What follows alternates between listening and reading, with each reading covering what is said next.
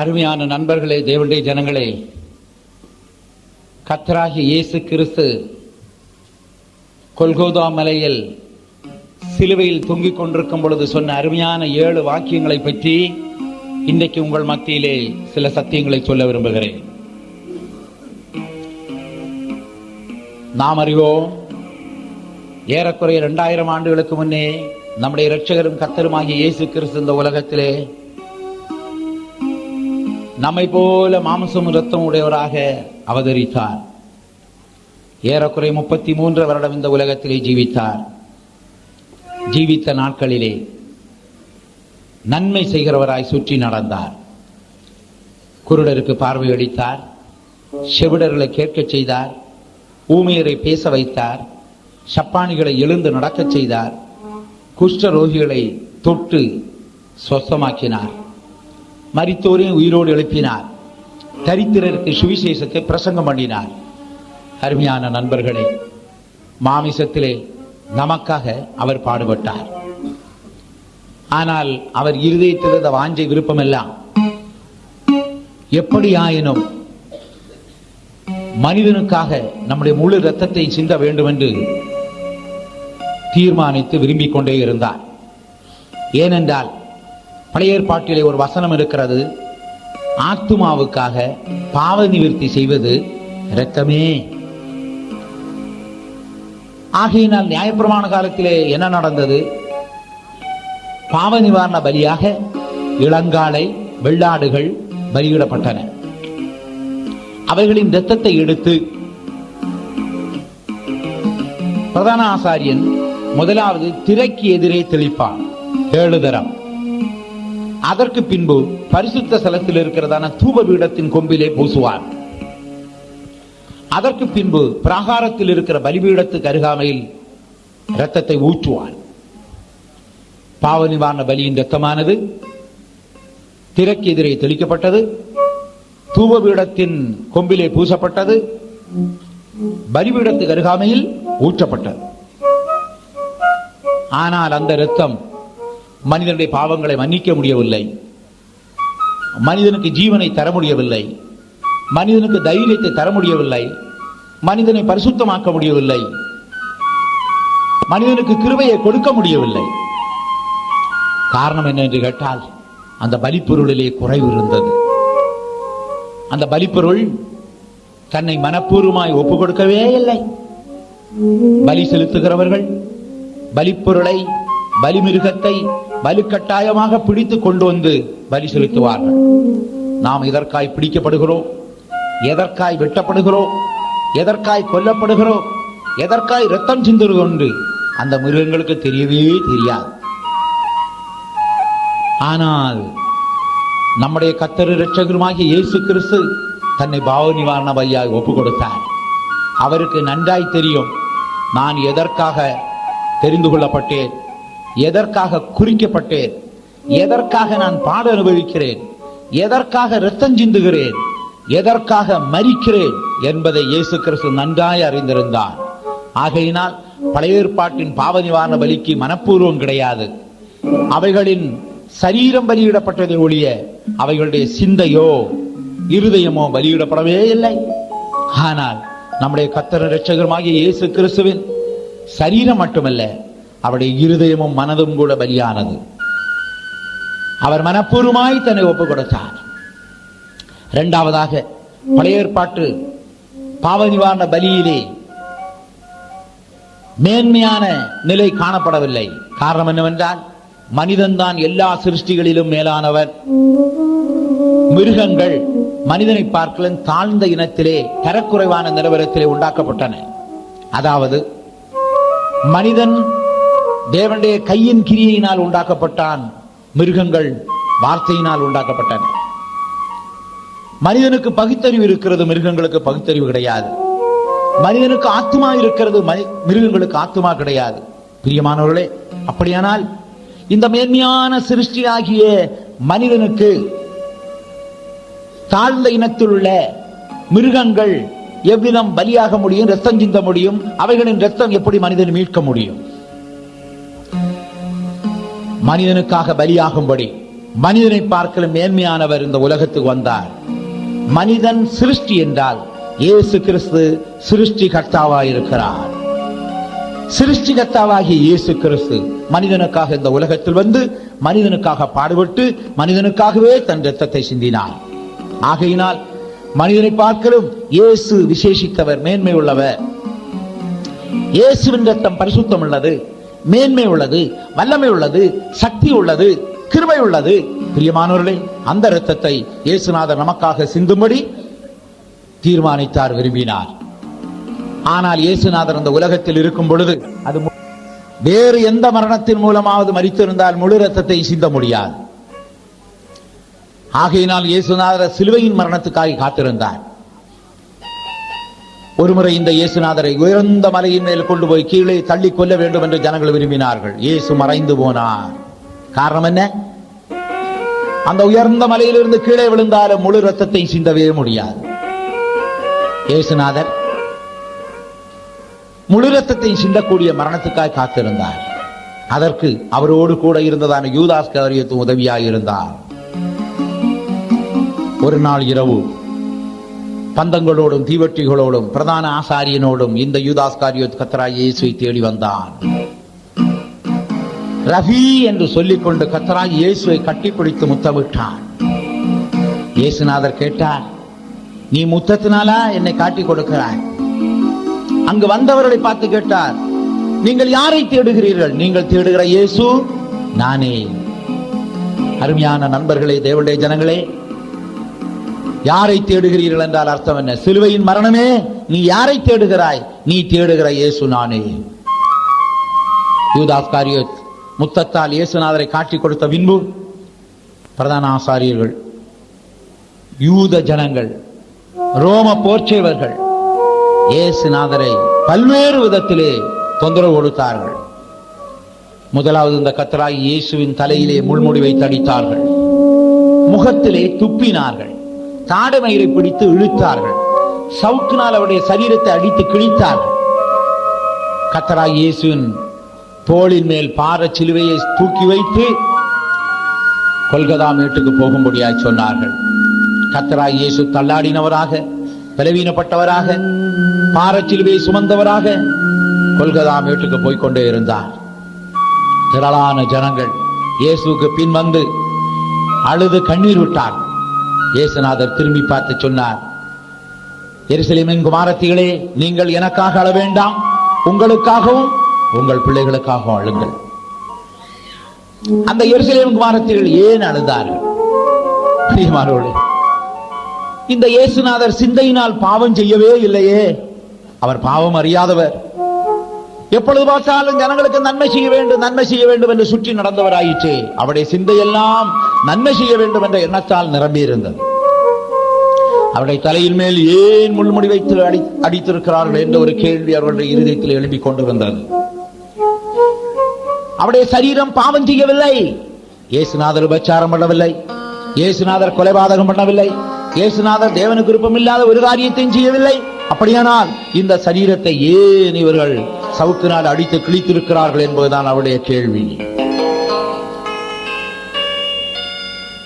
கர்த்தராகிய இயேசு பாரச்சிலுவையை சுமந்து கொண்டு போகிறாரே, இந்த சிலுவையில் அவர் என்ன செய்யப்படுவார்? வெகு சீக்கிரத்தில் அவருடைய கைகளும் கால்களும் ஆணியிலே அறையப்படும். அதை அவர்கள் நினைக்கும் பொழுது அழாமல் இருக்கவே முடியவில்லை. ஏனென்றால் இந்த அருமையான கைகள் தான் எத்தனையோ குஷ்டரோகிகளை தொட்டு சொஸ்தமாக்கி இருக்கிறது, எத்தனையோ குருடர்களை தொட்டு சொஸ்தமாக்கி இருக்கிறது, மரித்தவர்களையும் கூட தொட்டு உயிரோடு எழுப்பி இருக்கிறார். அப்படிப்பட்ட கரம் வெகு சீக்கிரத்தில் சிலுவையில் அறையப்பட போகிறது என்பதை நினைக்கும் பொழுது எருசலேமின் குமாரத்திகளால் அழாமல் இருக்கவே முடியவில்லை. கர்த்தராகிய இயேசுவின் கால்களை சிந்தித்து பார்த்தார்கள். இந்த கால்கள் கலிலேயா கடலோரம் வந்த கால் அல்லவா, பெத்தானியாவுக்கு வந்த கால் அல்லவா, நாசரேத்துக்கு வந்த கால் அல்லவா, கப்பர்நகூமுக்கு வந்த கால் அல்லவா. இந்த கால்களினால் இயேசுநாதர் பாவம் செய்யவே இல்லை, பாவம் செய்ய தீவிரித்தவர் நடக்கவே இல்லை,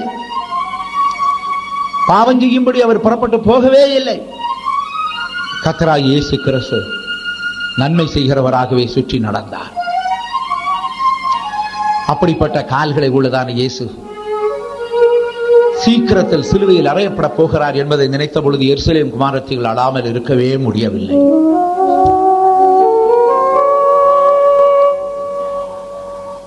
இதை பார்த்ததான சீஷர்கள் அழாமல் இருப்பார்களா?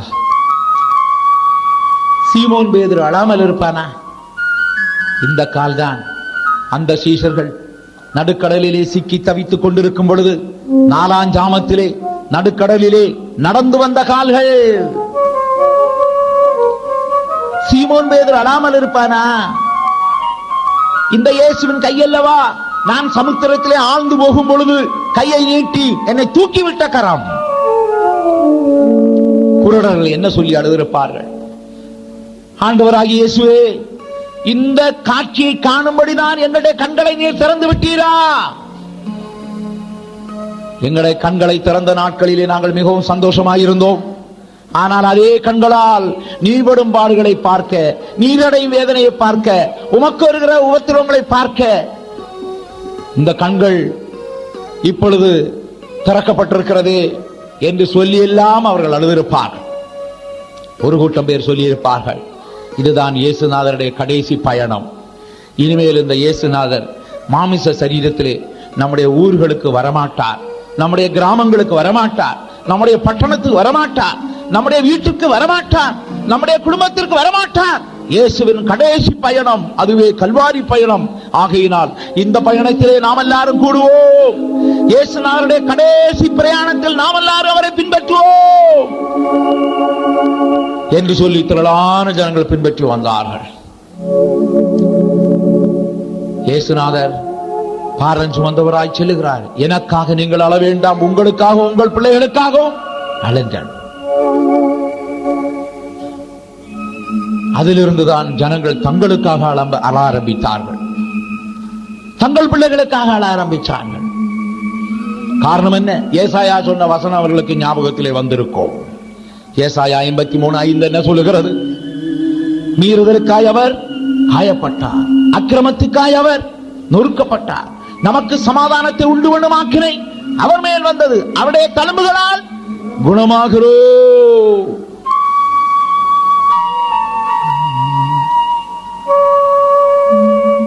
மெய்யாகவே எனக்காகவே, மெய்யாகவே உனக்காகவே பலவீனமேற்றவராய், நோய்களை சுமந்தவராய் தொங்குகின்றார் மூன்றாடியில் கல்வாரி மலை மீதிலே. தொங்குகின்றார் மூன்றாடியில் கல்வாரி மலை மீதிலே. மீறுதலுக்காக காயப்பட்டார், அக்கிரமத்துக்காய் நொறுக்கப்பட்டார். மீறுதலுக்காக காயப்பட்டார், அக்கிரமத்துக்காய் நொறுக்கப்பட்டார். சமாதானம் தந்திட ஆக்கினை அடைந்தார், தழும்புகளால் நாங்கள் குணமாகின்றோம். சமாதானம் தந்திட ஆக்கினை அடைந்தார், தழும்புகளால் நாங்கள் குணமாகின்றோம். மெய்யாகவே எனக்காகவே, மெய்யாகவே உனக்காகவே பலவீனமேற்றவராய், நோய்களை சுமந்தவராய் தொங்குகின்றார் மூன்றாடியில் கல்வாரி மலை மீதிலே. தொங்குகின்றார் மூன்றாடியில் கல்வாரி மலை மீதிலே. நெருக்கப்பட்டும் அவ ஒடுக்கப்பட்டும் வாயினில் வஞ்சனை காணவில்லை. நெருக்கப்பட்டும் அவ ஒடுக்கப்பட்டும் வாயினில் வஞ்சனை காணவில்லை. அடிப்பவன் முன்னிற்கும் ஆட்டை போலானார். வாய் திறவாதவராயிருந்தார். அடிப்பவன் முன்னிற்கும் ஆட்டை போலானார். வாய் திறவாதவராயிருந்தார். மெய்யாகவே எனக்காகவே, மெய்யாகவே உனக்காகவே பலவீனமேற்றவரோ, நோய்களை சுமந்தவரா, தொங்குகின்றார் மூன்றாடியில் கல்வாரி மலை மீதிலே. தொங்குகின்றார் மூன்றாடியில் கல்வாரி மலை மீதிலே. கர்த்தராகிய இயேசு நம்முடைய மீறுதலுக்காய் காயப்பட்டார், நம்முடைய அக்கிரமத்துக்காய் நொறுக்கப்பட்டார். நமக்கு சமாதானத்தை உண்டு பண்ண ஆக்கினை அவர் மேல் வந்தது. அவருடைய தழும்புகளால் குணமாகிறோம் என்ற அந்த வசனத்தை அவர்கள் நிதானித்து அறிந்து அவர்கள் அழ ஆரம்பித்தார்கள். அருமையான நண்பர்களே, தேவனுடைய ஜனங்களே, நாமும் தேவ சமூகத்தில் இருந்து நம்முடைய மீறுதலுக்காகத்தான் அவர் காயப்பட்டார் என்பதை விளங்கிக் கொள்ள வேண்டும், ஒத்துக்கொள்ள வேண்டும். நம்முடைய அக்கிரமத்துக்காய்த்தான் அவர் நொறுக்கப்பட்டார் என்பதை நாம் ஒத்துக்கொள்ள வேண்டும்.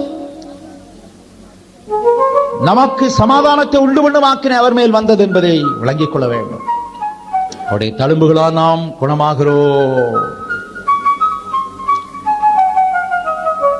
கர்த்தராகிய இயேசு கிறிஸ்துவின் சரீரத்திலும் ஆத்துமாவிலும் ஆவியிலும் பல்வேறு விதமான வேதனைகள் இருந்து கொண்டே இருந்தது. அந்த வேதனையை சுமந்தவராக, வேதனையை சகித்தவராக இயேசுநாதர் நமக்காக 2000 ஆண்டுகளுக்கு முன்னே கல்வாரி சிலுவையிலே மரித்தார். சிலுவையில் அவர் தொங்கிக் கொண்டிருக்கும் பொழுது அவர் சொன்ன அருமையான வாக்கியங்கள் நமக்கு ஆன்மீக ஜீவியத்தில் வளருவதற்கும் ஆன்மீக ஜீவியத்தில் தொடர்ந்து நிலைத்திருப்பதற்கு மிகவும் உதவியாயிருக்கிறது. முதலாவதாக கர்த்தராகிய இயேசு சொன்ன வார்த்தை லூக்கா 23 அதிகாரம் 34 வசனத்தில் இருக்கிறது. பிதாவே, இவர்களுக்கு மன்னியும், தாங்கள் செய்கிறது இன்னதென்று அறியாதிருக்கிறார்கள். கர்த்தராகிய இயேசு சிலுவையில் தொங்கிக் கொண்டிருக்கும் பொழுது சொன்ன முதலாவது வார்த்தை தான் இது. பிதாவே, இவர்களுக்கு மன்னியும், தாங்கள் செய்கிறது இன்னதென்று அறியாதிருக்கிறார்கள். இயேசுநாதர் இந்த உலகத்தில் இருக்கும் பொழுது சொன்னார், ஒருவன் உனக்கு விரோதமாய் ஒரு தவறை செய்து அவன் மன்னிப்பு கேட்டால் அவனை நீ மன்னிப்பாயாக என்று சொன்னார். சீஷர்கள் வந்து கேட்டார்கள், இயேசுநாதரே, எத்தனை தரம் மன்னிக்க வேண்டும் என்று. இயேசுநாதர் சொன்னார், 70 தரம் மன்னிக்க வேண்டும். அது மட்டுமல்ல, நீங்கள் உங்கள் சகோதரர் செய்கிற தப்பிதத்தை மனப்பூர்வமாய் மன்னிக்காவிட்டால் பரமபிதாவும் உங்களுக்கு மன்னிக்க மாட்டார் என்று சொல்லிக் கொடுத்தார். பாவம் மன்னிக்கப்பட என்ன செய்யலாம் என்று சொல்லி சிலர் கேட்கும் பொழுது நாம் சாதாரணமாக சொல்லிக் கொடுக்கிற வசனம் என்னவென்றால் 1 யோவான் 1 அதிகாரம் 9 வசனம். நாம் நம்முடைய பாவங்களை அறிக்கையிட்டால் நம்முடைய எல்லா அநியாயத்தை நீக்கி நம்மை சுத்திகரிப்பதற்கு அவர் உண்மையும் நீதியும் உள்ளவராயிருக்கிறார். பிரியமானவர்களே, ஆனால் பாவ மன்னிப்புக்குள்ள இன்னொரு நிபந்தனையை நாம் அநேக நேரம் சொல்ல தவறிவிடுகிறோம், மறந்து விடுகிறோம். மத்தேயு 18 அதிகாரம் 35 வசனம், நீங்களும் அவனவன் தன் சகோதரன் செய்த தப்பிதங்களை மனப்பூர்வமாய் மன்னியாமற் போனால் என் பரமபிதாவு உங்களுக்கு இப்படியே செய்வார். ஆகையினால் மற்றவர்கள் செய்கிற தப்பிதத்தை மனப்பூர்வமாய் மன்னிக்க வேண்டும் என்ற சத்தியத்தை இயேசுநாதர் இந்த உலகத்திலே இருக்கும் பொழுது சொன்னார். ஆனால் கர்த்தராகிய இயேசு எதை போதித்தாரோ அந்த போதனை தான் அவருக்கு சோதனையாய் வந்து மாறியது. ஆனால் ஒவ்வொரு சோதனையிலும் கர்த்தராகிய இயேசு சாதனை புரிந்தார் என்பது நமக்கு நன்றாய் தெரிகிறது. சிலுவையில் தொங்கிக் கொண்டிருக்கும் பொழுது பிதாவை கூப்பிட்டு சொல்லுகிறார், பிதாவே, இவர்களுக்கு மன்னியும். யாரையெல்லாம் மன்னிக்க வேண்டும்? யார் என்னை காட்டி கொடுத்தானோ அவனை நீர் மன்னியும். யார் என்னை மறுதலித்தானோ அவனை நீர் மன்னியும். யார் என்னை விட்டு ஓடி போனார்களோ அவர்களை மன்னியும். என் தலையிலே முள்முடி வைத்து என்னை அடித்தவர்கள் யாரோ அவர்களை மன்னியும். என் முகத்திலே யார் துப்பினார்களோ அவர்களை மன்னியும்.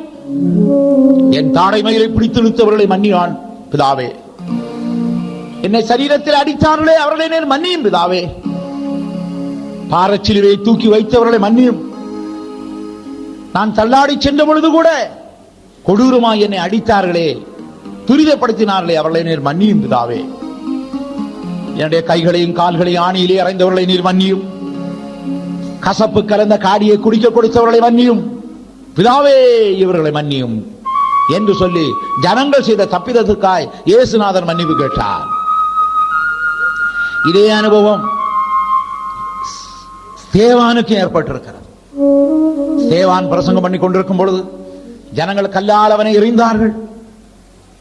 ஸ்தேவான் அவர்களுக்காக ஆண்டவரிடத்தில், ஆண்டவரே, இந்த பாவத்தை அவர்கள் மேல் சுமத்தாதிரும், நீர் அவர்களை மன்னியும் என்று சொன்னார்.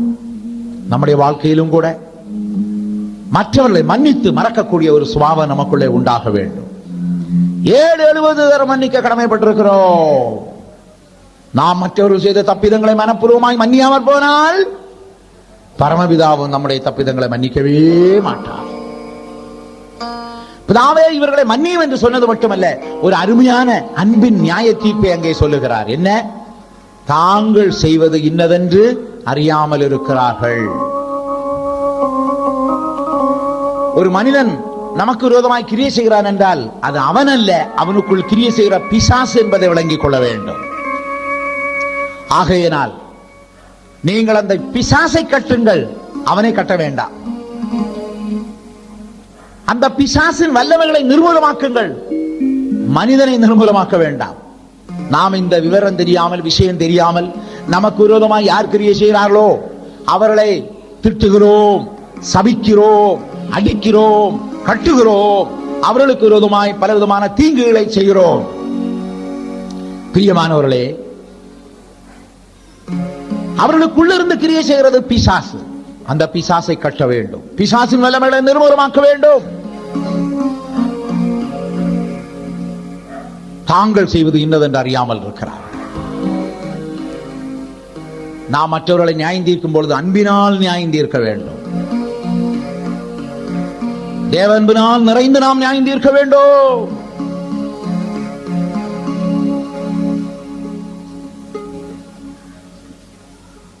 அன்பினால் நியாயம் தீர்க்க வேண்டும். தேவன்பினால் நிறைந்து, அன்பினால் நிரம்பி வழிந்து நாம் நியாயம் தீர்க்கும்படியாய் கற்றுக்கொள்ள வேண்டும். அதை கர்த்தராகிய இயேசுவிடத்தில் தான் கற்றுக்கொள்கிறோம். தாங்கள் செய்வது இன்னதென்று அறியாமல் இருக்கிறார்கள். அப்படியானால் அதன் அர்த்தம் என்ன? பிதாவே, அந்த பேதுரு அறியாமல் என்னை மறுதலித்து விட்டான், யூதாஸ்காரியோத் அறியாமல் என்னை காட்டி கொடுத்து விட்டான், என்னை என்னென்ன பாடுகள் கொடுக்கிறார்களோ எல்லாம் அவர்கள் அறியாமல் தான் செய்தார்கள். ஆண்டவரே, அவர்களை மன்னியும் மன்னியும் மன்னியும் என்று மன்னிப்பு கேட்டார். நாமும் மற்றவர்களை மனப்பூர்வமாய் மன்னிக்கும் பொழுது கர்த்தர் நம்முடைய குற்றங்களையும் மன்னிக்கிறார், அவர்களையும் மன்னிக்கிறார். பிதாவே, இவர்களுக்கு மன்னியும், தாங்கள் செய்வது இன்னதென்று அறியாதிருக்கிறார்கள். இரண்டாவதாக, இன்றைக்கு நீ என்னுடனே கூட பரதீசில் இருப்பாய். லூக்கா 23ஆம் அதிகாரம் 43ஆம் வசனத்தில் இவ்விதமாய் நாம் வாசிக்கிறோம். இந்த வார்த்தைகள் யாரிடம் சொன்னார்? சிலுவை கள்ளனிடத்தில். சிலுவை கள்ளனில் ஒருவன் என்ன சொன்னான்? நீ கிறிஸ்துவானால் உன்னையும் எங்களையும் ரட்சித்துக் கொள் என்று சொல்லி இயேசுநாதரை இழந்தான். மற்றவனோ, நீ இந்த ஆக்கினைக்குட்பட்டிருந்தும் தேவனுக்கு பயப்படுகிறது இல்லையா? நாமோ நியாயப்படி தண்டிக்கப்படுகிறோம், நாம் நடப்பித்தவைகளுக்கு தக்க பலனை அடைகிறோம், இவரோ தகாததொன்றை நடப்பிக்கவில்லையே என்று அவனை கடிந்து கொண்டான். அவன் இயேசுவை நோக்கி, ஆண்டவரே, நீர் உம்முடைய ராஜ்யத்தில் வரும் பொழுது அடியேனை நினைந்தருளும் என்று சொன்னான். பிரியமானவர்களே, அந்த சிலுவை கள்ளன் தனக்கு கிடைத்த கடைசி நேரத்தை மிகவும் பிரயோஜனப்படுத்தினார். இயேசுநாதரை பார்க்க வேண்டும் என்று பல நேரங்களில் விரும்பி இருக்கக்கூடும், இயேசுநாதருடைய சத்தத்தை கேட்க வேண்டும் என்று பல நேரத்தில் விரும்பி இருக்கக்கூடும். ஆனாலும் தான் செய்த தவறுகளின் நிமித்தம், தான் செய்த தீங்குகளின் நிமித்தம் இயேசுவண்டை போகவோ இயேசுவின் சத்தம் கேட்கவோ அவனுக்கு முடியாமல் போயிருக்கலாம். ஆனால் இப்பொழுது சந்தர்ப்ப சூழ்நிலைகள் அனுகூலமாய் அமைந்திருக்கிறது. கர்த்தராகிய இயேசுவின் அருகாமையில் தொங்கக்கூடிய ஒரு சிலாக்கியம் கிடைத்திருக்கிறது. இந்த சந்தர்ப்ப சூழ்நிலை எல்லாருக்கும் அமைவதில்லை. அவன் ஒருவேளை பிறப்பிலே பாவியாய் இருக்கிறான், கிரியிலே பாவியாய் ஜீவித்தபடியினால் அவன் கள்ளன் என்று அழைக்கப்பட்டான், சிலுவையிலே அவன் அறையப்பட்டான். ஆனாலும் ஆண்டவராகிய இயேசு அருகாமையில் தொங்கிக் கொண்டிருக்கும் பொழுது அவன் அந்த ஒவ்வொரு வினாடியும் உபயோகித்தான். உலகத்தில் இருக்கும் பொழுது நான் இந்த இயேசுநாதரை விட்டு நான் தூரமாயிருந்தேன். இயேசுவின் சத்தத்தை கேட்காமல் என் காலங்களை வீணாக்கி விட்டேன். இன்று அருமையான நாள், அருமையான வேளை, நான் இந்த இயேசுவுக்கு அருகாமையில் தொங்கிக் கொண்டிருக்கிறேன் என்று சொல்லி அவர் வாயிலிருந்து வரும் வார்த்தைகளை எல்லாம் கவனித்துக் கொண்டே இருந்தான். அவருடைய முகரூபத்தை பார்த்துக் கொண்டே இருந்தான். காலத்தை பிரயோஜனப்படுத்த வேண்டும் என்று தீர்மானம் உள்ளவனாக அவன் அந்த இயேசுநாதரை ஆண்டவரே என்று கூப்பிடுகிறான். காரணம் என்ன? நான் கள்ளனா இருக்கிறேன், அவர் அப்படி அல்ல, ஆண்டவர். அருமையான தேவனுடைய ஜனங்களே, யூத ஜனங்கள் கூட, இஸ்ரவேல் ஜனங்கள் கூட, இயேசுவின் ஊரார் கூட இயேசுவை ஆண்டவரே என்று கூப்பிடாமல் போனார்கள். சில நேரத்தில் தச்சனுடைய குமாரன் என்று சொன்னார்கள், சில நேரத்தில் யோசேப்பின் குமாரன் என்று சொன்னார்கள், மிஞ்சி மிஞ்சி போனால் தாவீதின் குமாரன் என்று சொன்னார்களே ஒழிய அவரை ஆண்டவரே என்று கூப்பிட அநேகர் முன்வரவே இல்லை. அந்த விசுவாசம் அவர்களுக்கு இருக்கவில்லை. ஆகையினால் இயேசுநாதர் அவருடைய அவிசுவாசத்தை கண்டு அவர் வாழ்ந்த ஊரிலே அற்புத அடையாளங்களை செய்யாமல் வேறொரு கிராமத்துக்கு போனார் என்று எழுதியிருக்கிறார். ஆனால் இந்த சிலுவை கள்ளன் இந்த இயேசுநாதரை பார்த்து ஆண்டவரே என்று கூப்பிடுகிறார். அது மட்டுமல்ல, அவனுக்கு நன்றாய் தெரிகிறது இவருக்கு ஒரு ராஜ்யம் இருக்கிறது, அந்த ராஜ்யத்தில் அவர் போவார் என்று அவனுக்கு நன்றாய் தெரிகிறது. ஆகையினால் நீர் உம்முடைய ராஜ்யத்தில் வரும் பொழுது அடியானை நினைந்தருளோ. இயேசு எப்பொழுது நம்மை நினைக்கிறார்? அது ஒரு கேள்வி. சிலுவைக்கள்ளன் சொல்லுகிறான், உம்முடைய ராஜ்யத்தில் வரும் பொழுது என்னை நினைத்தருளும். அருமையான நண்பனே, தேவ ஜனமே, ஆண்டவர் அவருடைய ராஜ்யத்தில் வரும் பொழுதெல்லாம் உன்னை நினைப்பது. இந்த ஆண்டவராகிய இயேசு கிறிஸ்து உலக தோற்றத்துக்கு முன்னே உன்னை நினைத்தார். எபேசியர் 1:4 என்ன சொல்லுகிறது? உலக தோற்றத்துக்கு முன்னே நாம் அன்பில் பரிசுத்தமுள்ளவர்களும் குற்றமற்றவர்களுமாய் இருக்கும்படிக்கு தேவன் கிறிஸ்துவுக்குள் நம்மை தெரிந்து கொண்டார். ஆகையினால் நாம் இப்பொழுதல்ல, உலக தோற்றத்துக்கு முன்னே தேவனால் தெரிந்து கொள்ளப்பட்டவர்கள், கிறிஸ்துவுக்குள் தெரிந்து கொள்ளப்பட்டவர்கள். இந்த உலகத்தில் பிரவேசிக்கையிலும் இயேசுநாதர் நம்மை நினைத்துக் கொண்டே பிரவேசித்தார். பலியையும் காணிக்கை நீர் விரும்பவில்லை. தேவனே, எனக்கு ஒரு சரீரத்தை ஆயத்தம் பண்ணினீர், உம்முடைய சித்தம் செய்ய இதோ வருகிறேன் என்று அவர் பிரவேசித்தாரே. யாரை நினைந்து பிரவேசித்தார்? உங்களையும் எங்களையும் நினைந்துதான் பிரவேசித்தார்.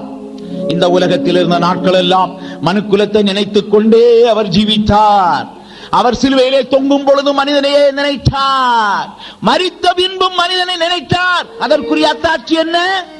இயேசுநாதர் மரித்த பின்பு அவர் சரீரம் கல்லறையிலே இருந்தாலும் அவர் ஆவியிலே சென்று பூமியின் தாழ்விடங்களுக்கு சென்று அங்கே கீழ்ப்படியாத ஆவிகளுக்கு பிரசங்கம் பண்ணினார் என்று தெளிவாய் எழுதியிருக்கிறது. உயிரோடு இருக்கும் பொழுதும் மனிதனை நினைந்தார், மரித்து அடக்கம் பண்ணப்பட்ட நேரத்திலும் மனிதனை நினைந்தபடியினால் அவர் பூமியின் தாழ்விடங்களுக்கு சென்றார். நோவாவின் காலத்திலே கீழ்ப்படியாமல் போன ஆவிகளுக்கு போய் பிரசங்கம் பண்ணினார். பழைய ஏற்பாட்டு பரிசுத்தவான்களை சிறைப்பட்டிருந்தார்களே, அவர்களை சிறைப்படுத்தும்படி போனார். அவர்களை உன்னதத்துக்கு கொண்டு போக வேண்டும் என்ற நோக்கத்தோடு போனார். ஏனென்றால் அவர்களுக்காக சிந்தப்பட்ட இரத்தம் அவர்களுடைய பாவத்தை மன்னிக்கவில்லை, பாவத்தை மறக்கவில்லை, பாவத்தை அது அகற்றி போடவில்லை. இயேசுநாதருடைய இரத்தமானது அவர்களுக்கு ஒரு விமோசனம் கொடுத்தபடியினால் அவர்களை எப்படியாயினும் சிறைப்படுத்தி இந்த பூமியின் தாழ்விடத்திலிருந்து மேலே கொண்டு போக வேண்டும் என்ற நோக்கத்தோடு கூட இயேசுநாதர் அங்கே போனார். ஆகையினால் இயேசுநாதர் அவருடைய ராஜ்யத்தில் வரும் பொழுது மட்டுமல்ல, காலாகாலங்களிலே மனிதனை நினைக்கக்கூடியவராய் இருந்தார், நினைத்துக் கொண்டிருக்கிறார். நம்மை அவர் நினைக்க போகிறார். ஹல்லேலூயா! ஆண்டவரே, உம்முடைய ராஜ்யத்தில் வரும் பொழுது அடியானை நினைந்தருளும். இயேசுநாதரிடத்தில் இப்படி சொல்லும் முன்னே சிலுவை கள்ளனுக்கு இன்னொரு சிலுவை கள்ளனுக்கு அவன் ஆலோசனை கூறுகிறான்.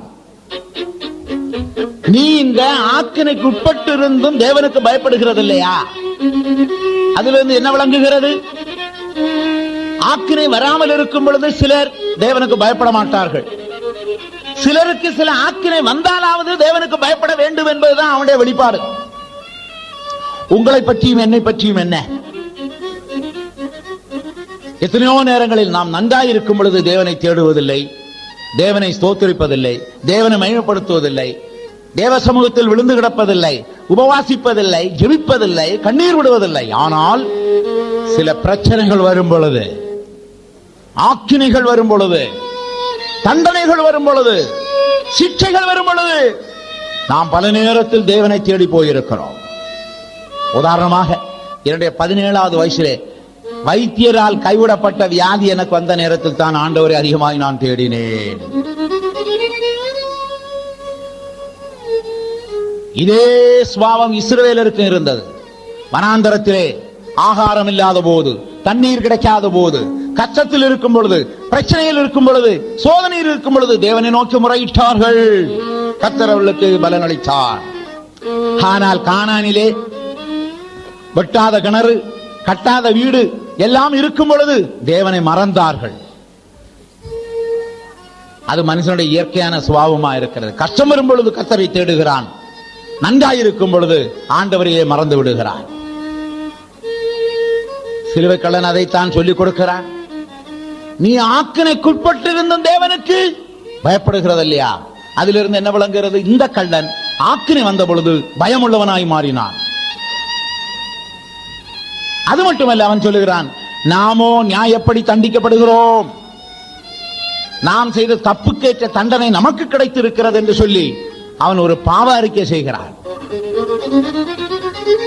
நான் நியாயப்படி தண்டிக்கப்பட்டிருக்கிறேன், நான் ஒரு குற்றவாளி, நான் குறையுள்ளவன் என்று உணரக்கூடிய ஒரு இருதயம் அந்த சிலுவை கள்ளனுக்கு இருந்தது.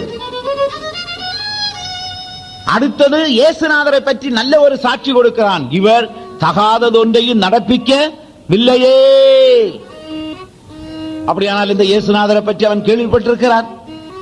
அந்த இயேசுநாதர் தகாதது ஒன்றும் நடப்பிக்கவில்லை. அவர் கொலை செய்யவில்லை, உபச்சாரம் பண்ணவில்லை, வேசித்தனம் பண்ணவில்லை, அவர் யாருக்கும் தீங்கு செய்யவில்லை, தகாதது ஒன்றும் நடப்பிக்கவில்லை என்று அவரை குறித்து இவன் கேள்விப்பட்டிருக்கிறான். இப்பொழுது கூட சிலுவையில் தொங்கிக் கொண்டிருக்கும் பொழுது அவர் பயமுறுத்தாமல், சபிக்காமல், முறுமுறுக்காமல், எதிர்க்காமல் தன் அருகாமையில் தொங்கிக் கொண்டிருப்பதை அவன் கண்கூடாய் கண்டு கொண்டிருக்கிறானே. ஆகையினால் அவன் சொல்லுகிறான், இவர் தகாததொன்றையும் நடப்பிக்கவில்லையே. ஆண்டவரே, நீர் உம்முடைய ராஜ்யத்தில் வரும்பொழுது அடியானை நினைந்தருள். இயேசு சொன்னார், இன்றைக்கு நீ என்னுடனே கூட எங்கே இருப்பாய்? பரதீசில் இருப்பாய். அதிலிருந்து விளங்கிக் கொள்கிறோம், இயேசுநாதர் மரித்த உடனே பரதீசு போனான். சிலுவை கள்ளனும் மரித்த உடனே பரதீசு போனான். நம்முடைய வாழ்க்கையில் நாம் மரித்த உடனே பரதீசு போக வேண்டும். இந்த பரதீசை பற்றி பவுல் கொரிந்தியருக்கு தெளிவாய் சொல்லுகிறார். 2 கொரிந்தியர் 12ஆம் அதிகாரம் 1, 2, 3 வசனங்களை வாசிக்கும் பொழுது,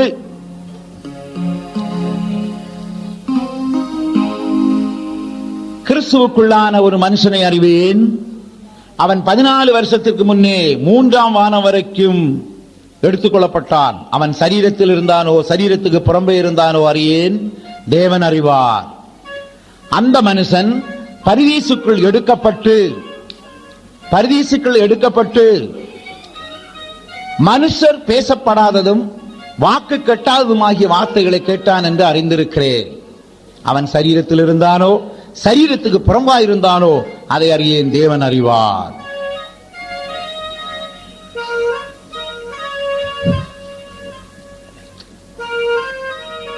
மூன்றாம் வானம் வரைக்கும் எடுத்துக் கொள்ளப்பட்ட விஷயத்தை பேசிவிட்டு பரதீசை பற்றி பேசுகிறார். அதிலிருந்து என்ன விளங்குகிறோம்? பரதீசுக்கு 3 வானங்கள் இருக்கின்றன. இப்பொழுது பரதீசு மேலே கொண்டு போகப்பட்டிருக்கிறது. ஆனால் ஒரு காலத்தில் இந்த பரிதீசு எங்கே இருந்தது? பாதாளத்திலிருந்து பார்க்கக்கூடிய தூரத்தில், கேட்கக்கூடிய தூரத்தில், அனுபவிக்கக்கூடிய தூரத்தில் இருந்து இருக்கிறது. அதை எப்படி அறிகிறோம்? கர்த்தராகிய இயேசு அருமையான ஒரு சம்பவத்தை சொன்னார். ஐஸ்வர்யவான் ஒருவன் இருந்தான். அவன் இரத்தாம்பர வஸ்திரம் தரித்து அனுதினமும் சம்பரமாய் ஜீவித்தான். அவன் மரித்தான், அடக்கம் பண்ணப்பட்டான். ஆனால் அவன் ஆத்துமா பாதாளத்திலே வேதனை அடைந்தது. லாசரு என்று ஒரு தரித்திரன் இருந்தான். அவன் பருக்கள் நிறைந்தவனாக ஜீவித்தான். இந்த ஐஸ்வர்யனுடைய வாசல் அண்டையில் இருந்து ஏதாவது தனக்கு துணிக்கை கிடைக்குமா என்று காத்திருப்பான். அந்த ஐஸ்வர்யவானோ அவனுக்கு ஒரு துணிக்கையும் கொடுக்கவே இல்லை. நாய்கள் வந்து அவன் பருக்களை நக்கிற்று. அந்த லாசரு மரித்தான். தேவதூதரால் ஆபிரகாமின் மடிக்கு கொண்டு போகப்பட்டான். ஐஸ்வர்யவான் தூரத்திலிருந்து அந்த லாசருவை காண்கிறான், ஆபிரகாமை காண்கிறான். ஐஸ்வர்யவான் கேட்கிறான், ஆபிரகாமே, நான் இந்த பாதாளத்தில் வேதனைப்படுகிறேன், இந்த அக்கினி ஜுவாலையில் வேதனைப்படுகிறேன், தாகமாயிருக்கிறேன். உம்முடைய மடியில் இருக்கிற லாசருவின் நுனிவிரலை தண்ணீரிலே தோய்த்து என் நாவை குளிர பண்ண ஆண்டவரே என்று கெஞ்சுகிறார். ஆபிரகாம் சொல்லுகிறார், நாங்கள் உன்னண்டை வர முடியாதபடி, நீ எங்கள் பக்கம் வர முடியாதபடி நம் இருவருக்கும் இடையே ஒரு பெரிய பிளப்பு இருக்கிறது. ஐஸ்வர்யவான் சொல்லுகிறார், எனக்கு 5 சகோதரர்கள் உலகத்தில் இருக்கிறார்கள், அவர்களும் இந்த இடத்துக்கு வராதிருக்கும்படி நீர் அந்த லாசருவை அனுப்பி அவர்களுக்கு சொல்லும் என்று சொல்லுகிறார். ஆபிரகாம் சொல்லுகிறார், அவர்களுக்கு சொல்லுவதற்கு மோசேயும் தீர்க்கதரிசிகளும் இருக்கிறார்கள். உடனே ஐஸ்வர்யவான் சொல்லுகிறான், ஆண்டவரே, மரித்தோரிலிருந்து ஒருத்தன் எழும்பி போய் சொன்னால் தான் அவர்கள் விசுவாசிப்பார்கள். ஆபிரகாம் சொல்லுகிறார், மோசேக்கின் தீர்க்கதரிசிக்கும் செவி கொடுக்காதவர்கள் மரித்த ஒருவன் எழும்பி போய் சொன்னாலும் செவி கொடுக்கவே மாட்டார்கள். இந்த சம்பவத்திலிருந்து என்ன விளங்குகிறோம்? ஐஸ்வர்யவானுக்கு ஆபிரகாமை காண முடிகிறது, அவன் மடியில் இருக்கிற லாசருவை காண முடிகிறது, ஆபிரகாமோடு பேச முடிகிறது, ஆபிரகாமின் சத்தத்தை கேட்க முடிகிறது. அப்படியானால்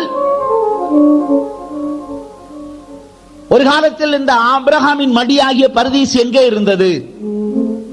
பாதாளத்துக்கும் இந்த ஆபிரகாமின் மடிக்கும் உள்ள தூரம் பார்க்கின்ற தூரம், கேட்கின்ற தூரம். கர்த்தராகிய இயேசு என்ன செய்தார்? இறங்கி பூமியின் தாழ்விடங்களுக்கு இறங்கி அந்த ஆபிரகாமின் மடியாகி அந்த பரிதீசை மேலே கொண்டு போயிருக்கிறார்.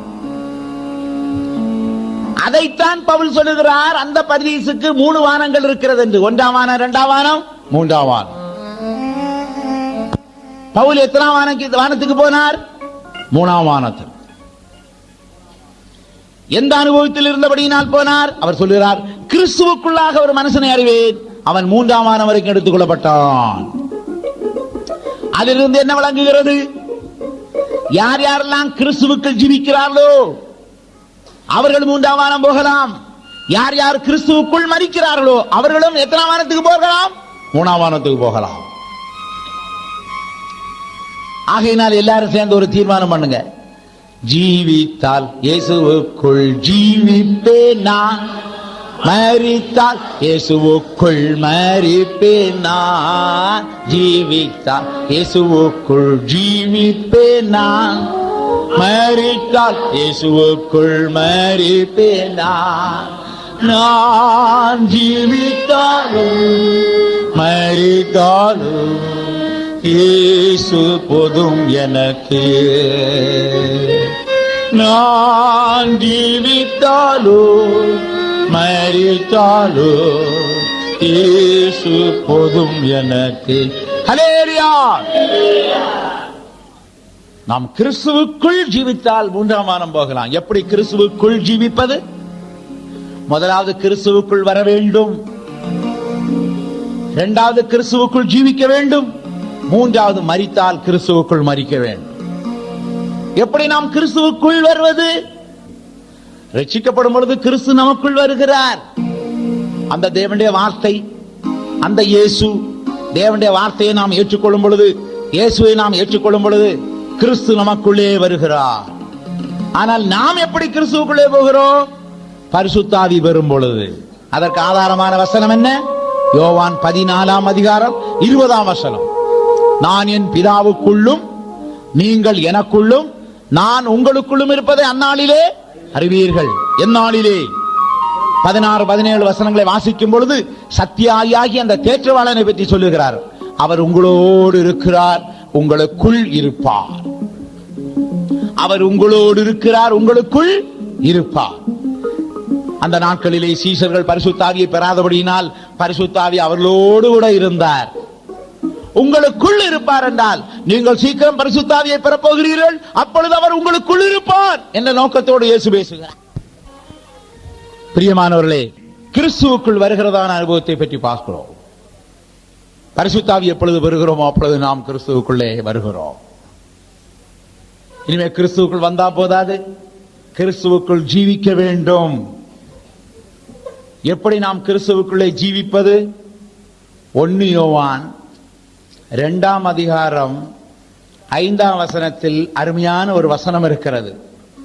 அவருடைய வசனத்தை கை கொள்ளுகிறவனிடத்தில் தேவ அன்பு மெய்யாய் பூர்ணப்பட்டிருக்கும், நாம் அவருக்குள் இருக்கிறோம் என்பதை அதனால் அறிந்திருக்கிறோம். பரிசுத்தாய் வரும் பொழுது கிறிஸ்துவுக்குள்ள வருகிறோம். ஆனால் தேவனுடைய வசனங்களை கை கொண்டால் தான் அவருக்குள் நாம் இருக்க முடியும். நல்ல குமாரன் தகப்பனோடு கூட இருக்க வேண்டுமானால் தகப்பன் சொல்வதற்கெல்லாம் அவன் கீழ்ப்படிய வேண்டும். கெட்ட குமாரன் இருக்கவே முடியாது. சந்தர்ப்ப சூழ்நிலை வரும் பொழுது ஆஸ்திகளை பிரித்துக் கொண்டு அவன் போகத்தான் செய்வான். அவனை தடை பண்ண யாராலும் முடியாது. ஆனால் இந்த நல்ல குமாரன் தகப்பன் சொல்வதற்கெல்லாம் கீழ்ப்படிந்தபடினால் தகப்பனோடு இருந்தான், தகப்பனுடைய வீட்டுக்குள் இருந்தான். எவ்வளவு அருமையாய் அன்பின் அப்போஸ்தலன் சொல்லுகிறார்.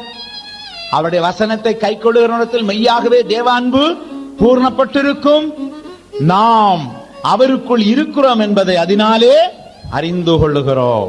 அப்ப இயேசுவுக்குள்ள இருக்கணும்னா அவர் சொல்ற வசனத்துக்கு எல்லாம் கீழ்ப்படுகிற வரைக்கும் உள்ள இருக்கலாம். என்னைக்கு வசனத்துக்கு கீழ்ப்படியாம போகிறோமோ கர்த்தர் நம்மை அவரை விட்டு தள்ளி விடுவார். அதான் அவர் சொல்றாரு, நீ அனலா இருக்கிற வரைக்கும் எனக்குள்ள இருக்கலாம், வெதுவெதுப்பா இருந்தால் நான் உன்னை என்ன செய்து விடுவேன்? வாந்தி பண்ணி போடுவேன். பிரியமானவர்களே, நாம் இருந்தா இயேசுவுக்குள்ள இருக்க வேண்டும். இப்படி இருக்கும் பொழுது ஒரு நாள் மரித்தாலும் இயேசுவுக்குள்ளே, யாருக்குள்ளே மரிப்போம்? இயேசுவுக்குள்ளே மரிப்போம். ஆகையினால் கிறிஸ்துவுக்குள் இருப்பவர்கள் தான் 3ஆம் வானம் வரைக்கும் போக முடியும். இந்த உலகத்தில் இருக்கும் பொழுதே போகலாம்.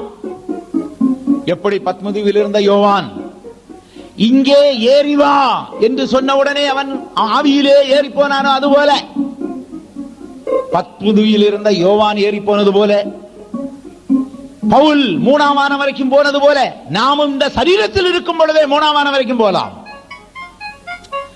இந்த உலகத்தில் இருக்கும் பொழுதே அடிக்கடி 3ஆம் வானம் போயிட்டு வந்தவங்க நிச்சயமாக மரிச்சாலும் கூட எங்க தான் போவாங்க? 3ஆம் வானத்துக்கு போகத்தான் போவாங்க. பாஸ்போர்ட் ரெடியா? விசா ரெடியா? பிரியமானவர்களே, பரிசுத்தாய் பெற்ற உடனே பாஸ்போர்ட் ரெடி. ஆனா விசா வர வேண்டும் மேலே இருந்து. அது எப்படி வரும்? திடீரென்று ஒரு நாள் ஆண்டவர் சொல்வார், இங்கே ஏறி வா. அந்த இங்கே ஏறி வா என்று சொன்ன உடனே அன்பின் அப்போஸ்தலன் ஏறி போனான். போய் என்னத்தை எல்லாம் கண்டான்? இயேசுவை கண்டான், சிங்காசனத்தை கண்டான், கிரீடங்களை கண்டான், மகிமையை கண்டான், மணவாட்டியை கண்டான், சீயோனை கண்டான், எருசலேமை கண்டான், எல்லாவற்றையும் கண்டான். அதுக்கு தான் ஆண்டவர் ஏறி வா ஏறி வா என்று சொல்லுவார். பிரியமானவர்களே, பரதீசு என்று சொன்னால் 3 வானங்கள் உள்ளதுதான் பரதீசு. அப்ப 3ஆம் வானத்துக்கு கிறிஸ்துவுக்குள் ஜீவிப்பவர்களும் மரிப்பவர்களும் போகிறார்கள் என்றால் 2ஆம் வானத்துக்கு யார் போவார்கள்? நம்முடைய அறிவின்படி பழைய ஏற்பாட்டு பரிசுத்தவான்கள் எல்லாம் மரித்த உடனே 2ஆம் வானம் போகிறார்கள். இந்த சிலுவை கல்லனை போல கடைசியில ரட்சிக்கப்படுறாங்களே அவங்க தான் அந்த 1ஆம் வானத்துக்கு போவார்கள். ஏனென்றால் சிலுவை கல்லனுக்கு விசுவாசம் இருந்தது ஒழிய அவன் விசுவாசத்தின் சோதனையில கடந்து போகவே இல்லை. சிலுவைக்கள்ளனிடத்தில் அன்பு இருந்தது, அன்பின் சோதனையில கடந்து போகவே இல்லை. இந்த சிலுவைக்கள்ளன் ஆபிரகாமை போல விசுவாசத்திலே சோதிக்கப்பட்டானா? இந்த சிலுவைக்கள்ளன் ஈசாக்கை போல தேவ சித்தத்திலே சோதிக்கப்பட்டானா? இந்த சிலுவைக்கள்ளன் யாக்கோபை போல பாடுபட்டானா? இந்த சிலுவைக்கள்ளன் யோசேப்பை போல பரிசுத்தத்தின் சோதனையில கடந்து போனானா? இந்த சிலுவைக்கள்ளன் மோசே போல அன்பு கூர்ந்தானா? இந்த சிலுவைக்கள்ளன் யோவான் ஸ்நானகனை போல பரிசுத்தத்துக்காக ரத்தம் சிந்தி மரித்தானா? இல்லை. ஆகையினால் ஆண்டவர் என்ன செய்கிறார் என்றால் அவனை கொண்டு போய் 1ஆம் வானத்திலே வைக்கிறார். இன்று என்னுடனே கூட பரதீசில் இருப்பாய். சிலருக்கு இந்த சத்தியம் தெரியாதனாலதான் பரதீஸ் எல்லாம் ஒரே இடம்னு யோசிக்கிறாங்க. பரதீஸ்ல 3 இடம் இருக்கு. 1ஆம் வானம், 2ஆம் வானம், 3ஆம் வானம். ஆகையினால் கடைசி நேரத்தில் ரட்சிக்கப்பட்டு சிலுவைக்கள்ளனை போல நான் மரிப்பேன் என்று யாரும் நினைக்காதீங்க. ஏனென்றால் வேதம் சொல்லுகிறது, அறியாமல் செய்கிறவனுக்கு கொஞ்சம் அடி, அறிந்தும் அதன்படி செய்யாதவனுக்கு அநேக அடி. மனம் திரும்ப வேண்டும் என்று அறிந்தும் கூட நீ மனம் திரும்பாமல் மரிப்பாயானால் அநேக அடி உண்டு. ஞானஸ்நானம் எடுக்க சத்தியத்தை அறிந்தும் நீ ஞானஸ்நானம் எடுக்காமல் மரித்தால் உனக்கு அடி உண்டு. பரிசுத்தாய் பெற வேண்டும் என்று தெரிந்தும் கூட நீ பரிசுத்தாய் பெறாமல் போனால் உனக்கு அடி உண்டு. அறிந்தும் அதன்படி செய்யாதவனுக்கு அநேக அடிகள் உண்டு. பிரியமானவர்களே, ஆகையினால் இன்றைக்கு என்னுடனே கூட பரதீசில் இருப்பாய் என்று சொன்னால், அன்றைக்கு அவன் பரதீசுக்கு போனது உண்மைதான். ஆனால் அவன் இருக்கிற இடம் 1ஆம் வானம் என்பதை மறந்து போகக்கூடாது. இந்த 3ஆம் வானத்தில் இருக்கிற பரிசுத்தவான்களோடு வருவான். வந்து அந்த ஆத்துமாக்கள் அந்தந்த சரீரத்திலே பிரவேசித்து உயிரோடு எழும்போம். சிலர் புதைக்கப்பட்டிருப்பார்கள், சிலர் சுட்டரிக்கப்பட்டிருப்பார்கள். ஆனால் எசேக்கியேல் தீர்க்க தரிசனத்தில் நாம் வாசிக்கிறது போல அவன் தீர்க்க தரிசனம் உரைக்கும் பொழுது ஒரு இரைச்சல் உண்டானது.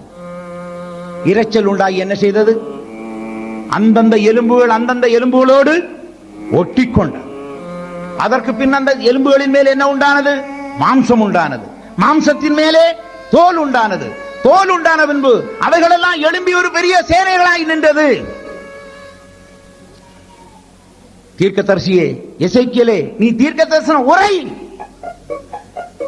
தீர்க்க தரிசனத்திற்கு, தேவனுடைய வசனத்திற்கு, தேவனுடைய வார்த்தைக்கு எலும்புகளை கூட்டக்கூடிய சக்தி இருக்குமானால், மாமிசத்தை உருவாக்கக்கூடிய வல்லமை இருக்குமானால், தோள்களால் மூடக்கூடிய சக்தி இருக்குமானால், பெரிய சேனைகளாய் மாற்றக்கூடிய வல்லமை இருக்குமானால், தேவன் நமக்கு அந்த வார்த்தைகளை பார்க்கிற மேலான வார்த்தைகளை தந்திருக்கிறார். மேலான சுவிசேஷம் தந்திருக்கிறார். மேலான உபதேசங்களை தந்திருக்கிறார். அது தவிர நமக்கு மேலான பரிசுத்த ஆவியை தந்திருக்கிறார். அவர்களுக்கு தீர்க்க தரிசன வார்த்தையினால் அப்படி ஒரு சம்பவம் உண்டானது. நமக்கோ ஒரு பக்கம் சுவிசேஷம், மறுபக்கம் அபிஷேகம். இந்த ரெண்டும் இணையுமானால் நம்முடைய எலும்புகளும் நரம்புகளும் எங்கே மாய்ந்து போனாலும் இயேசு கிறிஸ்து வரும்பொழுது எல்லாம் ஒன்றாகி கூட்டப்படும். நமக்கு ஒரு உயிர் தெழுந்த சரீரம் உண்டாகும். இன்னைக்கு இருக்கிற சரீரம் மாம்சமும் இரத்தமும் உள்ளது. இந்த சரீரம் பரலோக ராஜ்யத்தை சுதந்திரிக்க முடியாது. ஆனால் இயேசுநாதர் வரும் பொழுது நாம் கிறிஸ்துவுக்குள்ளே மரித்திருந்திருப்போமானால் நம்முடைய சரீரம் உயிரோடு எழும்பும். அந்த சரீரம் எப்படிப்பட்டது? இயேசுநாதர் பூட்டி கிடந்த அறைக்குள்ளே போனார். எந்த சரீரத்திலே? உயிர்த்தெழுந்த சரீரத்திலே. அப்படியானால் உயிர்த்தெழுந்த சரீரத்திற்கு எங்கும் போகலாம். அடைத்து கிடக்கிறதான அறைக்குள்ளும் போகக்கூடிய வல்லமை உயிர்த்தெழுந்த சரீரத்துக்கு உண்டு. அந்த சரீரம் தான் பரலோக ராஜ்யத்தில் காணப்படும். அந்த சரீரத்தில் தான் நாம் 1000 வருஷ அரசாட்சியில் இருப்போம். அந்த சரீரத்தில் தான் நாம் எருசலேமாய் சீயோனாய் காணப்படுவோம். ஆகையினால் இன்றைக்கு என்னுடனே கூட பரதீசில் இருப்பாய் என்று சொன்ன அந்த வார்த்தையை மறந்து போக வேண்டாம். யாராவது இந்த சத்தியத்தை கேட்டுக்கொண்டிருப்பவர்கள் ஆண்டவராகிய இயேசுவிடத்தில் விண்ணப்பம் பண்ணுவீர்களானால் கர்த்தர் உங்களை அந்த பரதீசுக்கும் கொண்டு போவார், பரலோக ராஜ்யத்துக்கும் கொண்டு போவார். அவன் சொன்ன ஒரே ஒரு வாக்கியம், ஆண்டவரே நீர் உம்முடைய ராஜ்யத்தில் வரும் பொழுது அடியானே நினைந்தருளும். நமக்கு நினைக்கக்கூடிய ஒரு தெய்வம் இருக்கிறார். கரங்களை வைத்து ஒரு அல்லேலூயா சொல்லுங்க. உலகத்தின் தெய்வங்களுக்கு நம்ம தெய்வத்துக்குள்ள வித்தியாசம் அதுதான். உலகத்தின் தெய்வங்களுக்கு தலை இருக்கு, நினைக்கக்கூடிய மூளை இல்லை.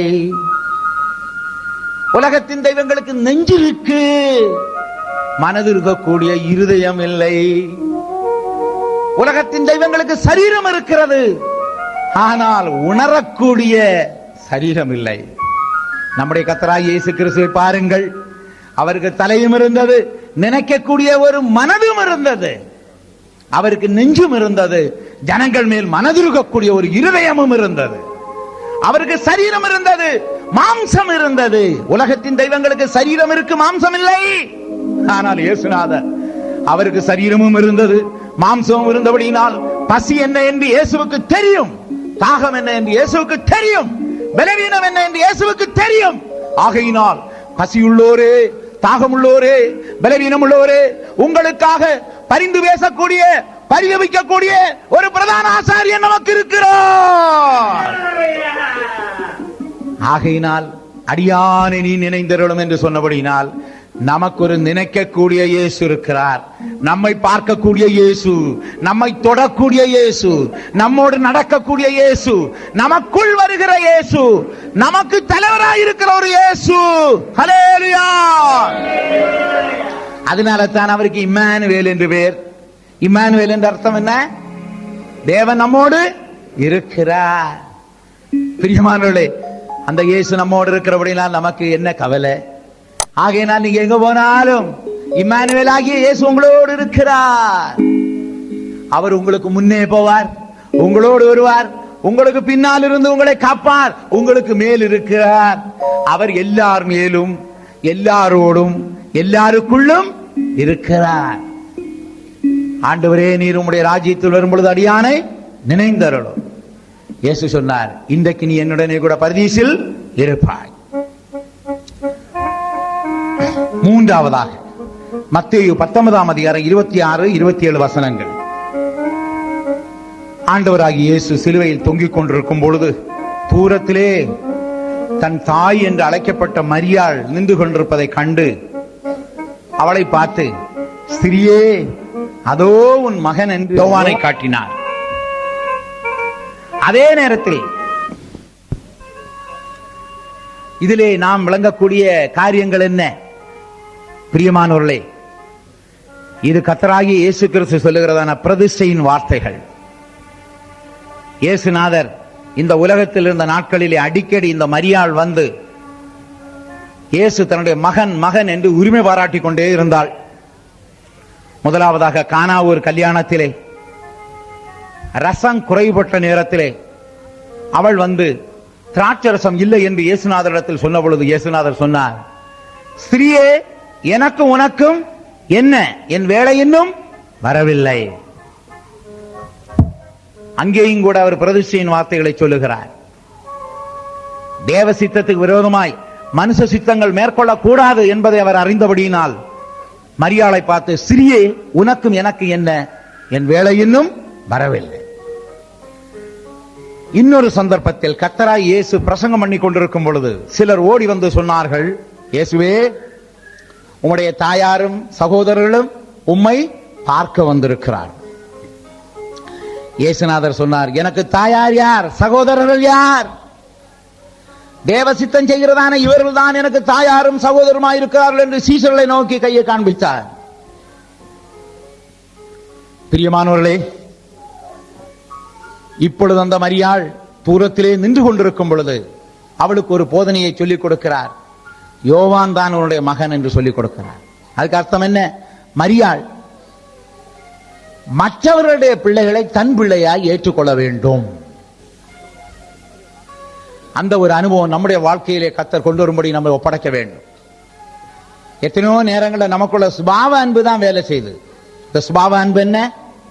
நம்முடைய பிள்ளை, நம்முடைய ஜாதி, நம்முடைய பாஷை, நம்முடைய இனம், நம்முடைய குலம் என்றுதான் வேலை செய்கிறது. ஆனா இயேசுவுக்கு அந்த சுபாவ அன்பு வேலை செய்யவில்லை, தேவ அன்பு கிரியை செய்தது.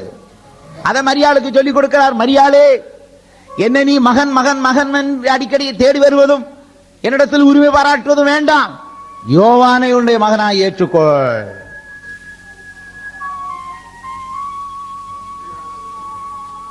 பிரியமானவர்களே, யோவானை தன்னுடைய சொந்த மகனாய் அவள் ஏற்றுக்கொள்ள வேண்டும். மற்ற பிள்ளைகளை நம்முடைய பிள்ளைகளாய் ஏற்றுக்கொள்ளக்கூடிய மனப்பக்குவம் உண்டாக வேண்டும். அதைத்தான் இயேசுநாதர் சிலுவையில் இருந்து சொல்லி தருகிறார். இரண்டாவது, யோவானை பார்த்து சொல்லுகிறார், யோவானே அதோ உன் தாய். இந்த யோவானுக்கு என்ன நடந்தது தெரியுமா? இந்த யோவானும் அவனுடைய சகோதரனாகிய யாக்கோபும் சேர்ந்து தன்னுடைய தாயை கூட்டிக் கொண்டு இயேசுநாதரிடத்தில் ரெக்கமெண்டேஷன் சிபார்சுக்கு வந்தார்கள். அந்த தாய் என்ன சொன்னாள்? இயேசுவை பார்த்து, இயேசுவே, என்னுடைய பிள்ளைகளில் ஒருவன் உம்முடைய வலது பக்கம், இன்னொருவன் உம்முடைய இடது பக்கத்தில் இருக்க வேண்டும். கர்த்தராகிய இயேசு அவர்களை பார்த்து சில கேள்வியை கேட்டார். நான் குடிக்கும் பாத்திரத்தில் நீங்கள் குடிக்க முடியுமா? உடனே அவர்கள் சொன்னார்கள், நாங்கள் குடிப்போம். நான் பெறும் ஸ்நானம் உங்களால் பெற முடியுமா? அவர்கள் சொன்னார், நாங்கள் பெறுவோம். உடனே அவர் சொல்லுகிறார், நான் குடிக்கும் பாத்திரத்தில் நீங்கள் குடிக்கவும், நான் பெறும் ஸ்நானத்தை நீங்கள் பெறவும் உங்களால் கூடும். ஆனாலும் என் வலது பார்சத்திலும் என் இடது பார்சத்திலும் என் பிதாவினால் எவர்களுக்கு ஆயத்தமாக்கப்பட்டிருக்கிறதோ அவர்களுக்கே தவிர வேறு ஒருவருக்கும் அதை அருளுவது என் காரியம் அல்ல என்று சொல்லிவிட்டார்.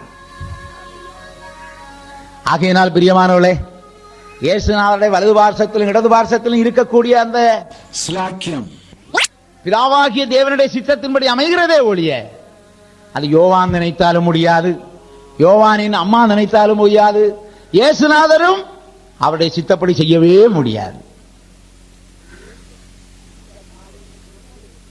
இந்த காரியத்தை சொன்னதிலிருந்து மற்ற 10 அப்போஸ்தலர்களும் இந்த 2 பேரின் மேல் எரிச்சலானார்கள். அப்ப யோசிச்சு பாருங்க, இந்த தாய் இந்த காரியத்தை சொல்ல போய் இப்ப வீணா பகமையை உண்டாக்கியாச்சு. அதனால நம்முடைய வாழ்க்கையில் இந்த போஸ்ட் பொசிஷன் தேடவே கூடாது. போஸ்ட் யார் தேடுறாங்களோ, பொசிஷன் யார் தேடுறாங்களோ அங்க கட்டாயம் பிரச்சனை உண்டாகத்தாச்சு. சிலர் எங்கிட்ட எல்லாம் வந்து கேட்கிறாங்க, 2ஆம் போஸ்ட் தருவீங்களா, 3ஆம் போஸ்ட் தருவீங்களா? எனக்கு அப்பவே தெரிஞ்சிடும் இந்த ஆள் உருப்பட மாட்டார். பிரியமானவர்களே, போஸ்டுக்காகவும் பொசிஷனுக்காகவும் வரக்கூடாது. கர்த்தரா பார்த்து போஸ்ட் பொசிஷன் தந்தா அது விஷயம் வேற. இயேசுநாதர் போஸ்ட் கேட்டாரா? தான் தேவனுடைய ரூபமாயிருந்தும் தேவனுக்கு சமமாயிருந்தும் அதை கொள்ளையாடின பொருளாக எண்ணாமல் அடிமையின் ரூபம் எடுத்து மனுஷர் சாயலானார். தன்னைத்தானே வெறுமையாக்கி சிலுவையின் மரண பரியந்தம் கீழ்ப்படிந்து தாழ்த்தினார். ஆதலால் தேவன் எல்லாவற்றுக்கு மேலாக இவரை உயர்த்தி வானோர் பூதலத்தோர் பூமியின் கீழானோர் யாவருடைய முழங்காலும் முடங்கும்படி செய்து இயேசுதான் கர்த்தர் என்று நாவுகள் யாவும் அறிக்கை பண்ணும்படி செய்தார். இயேசுநாதர் போஸ்ட விரும்பவே இல்லை. ஆனா தேவனே பார்த்து சொன்னார், 2ஆம் போஸ்ட் உனக்கு தர்றேன்னார். 3ஆம் போஸ்ட் பரிசுத்தாவிக்கு கொடுத்திருக்கிறார். பிதா, குமாரன், பரிசுத்த. நாம் வெறுமையாக்கும் பொழுது, நாம் அடிமையாகும் பொழுது, நாம் நம்மை தாழ்த்தும் பொழுது போஸ்ட் தானாவே வரும். அது கர்த்தராகி தர வேண்டும். பிரியமானவர்களே, உயர்வெல்லாம் உயரத்திலிருந்து தான் வர வேண்டும். தன்னைத்தான் உயர்த்துகிறவன் என்ன செய்வான்? தாழ்த்தப்படுவான். கர்த்தராக நம்மை உயர்த்துவார். பிரியமானவர்களே, யோசேப்பு அந்த 2ஆம் ஸ்தானத்துக்கு உயர்த்தப்படுவதாய் அவன் நினைத்தானா? இல்லவே இல்லை. அவன் இருந்த இடம் சிறைச்சாலை. ஆனால் கர்த்தர் அந்த பார்வோனின் மூலமாய் கிரியை செய்து அவனுக்கு 2ஆம் ஸ்தானத்தை கொடுத்தார். சிறைச்சாலையிலிருந்து சிங்காசனத்துக்கு உயர்த்தப்பட்டான். உயர்வுன்னு சொல்றது தேவனிடத்திலிருந்து வர வேண்டும்.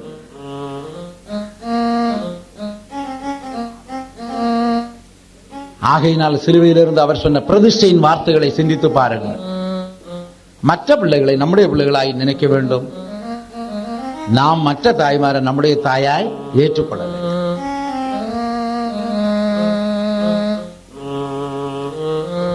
எங்க அம்மா ஒரு கடிதம் எழுதியிருந்தாங்க, மகனே உன்னை பார்க்கணும் ரொம்ப ஆசையா இருக்கு. நான் அவங்களுக்கு என்ன கடிதம் போட்டேன்னா, பக்கத்தில் இருக்கிற விசுவாச வீட்டுக்கு போங்க, அங்க என்ன போல ஒரு ஆள் ஜிப்பா போட்டுட்டு இருப்பாரு, அவர் தான் உங்க மகன் எழுதி விட்டேன். அவங்க அப்படியே இன்னசென்டா அந்த கடிதத்தை எடுத்துட்டு விசுவாச வீட்டுக்கு போய் அந்த பிரசங்கத்துல உட்கார்ந்து இருக்கும் பொழுது எழுப்பி பிரசங்கம் பண்ணதான் அந்த தேவனுடைய மனுஷன் என்ன போலவே காட்சி அளித்தார். உன் மனசுலதான் விஷயம் இருக்கு. நீ அந்த சகோதரனை, அந்த ஊழியக்காரனை மகனாய் ஏற்றுக்கொள்ள வேண்டும். அதன்படியே அவர்கள், இப்ப நான் ரொம்ப ஆறுதலா இருக்கிறேன், அந்த ஊழியக்காரரை பார்த்தா உன்னை பார்த்தது போல இருக்குன்னு சொல்லி அன்னைக்கு கடிதம் எழுதினார். இதே போல நானும் நினைக்க வேண்டியது இருக்கு. எங்க அம்மான்னு சொல்லி அடிக்கடி இயர்லி ஒன்ஸ் ஆனுவல் லீவோ சிக் லீவோ ஏர்ன் லீவோ போட்டுட்டு நாம் போகக்கூடாது. இங்க இருக்கிற தாய்மாரெல்லாம் யாரு? இங்க இருக்கிற ஒவ்வொரு தாய்மாரும் என் பார்வையில என் அம்மா போலே தெரிந்தாத்தான் நான் இந்த பிரதிஷ்டையில இருக்க முடியும். பிரியமானவர்களே, ஆகையினால் தான் இந்த பாடமெல்லாம் இயேசுநாதர் தான் கற்று தந்தார். இப்படி பிரதிஷ்டை உள்ளவதான இயேசுநாதர்கிட்ட ஒருவன் வந்து கேட்டான், என் தகப்பன் மரித்து போனான், அடக்கம் பண்ண உத்தரவாக வேண்டும். இயேசுநாதர் சொல்லார், மரித்தோரை அடக்கம் பண்ணட்டும், நீ என்னை பின்பற்றி வா. இயேசுநாதர் எவ்வளவு பிரதிஷ்டை உள்ளவர் பாருங்கள். பிரியமானவர்களே, இந்த பிரதிஷ்டையின் வார்த்தைகளைத்தான் அவர் கல்வாரியில் இருந்து சொல்லுகிறார். மரியாளே, அதோ உன் மகன், யோவானே, அதோ உன் தாய்.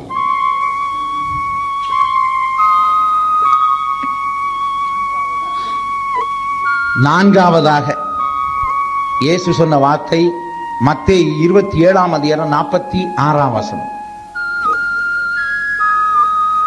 என் தேவனே, என் தேவனே, ஏன் என்னை கைவிட்டீர்?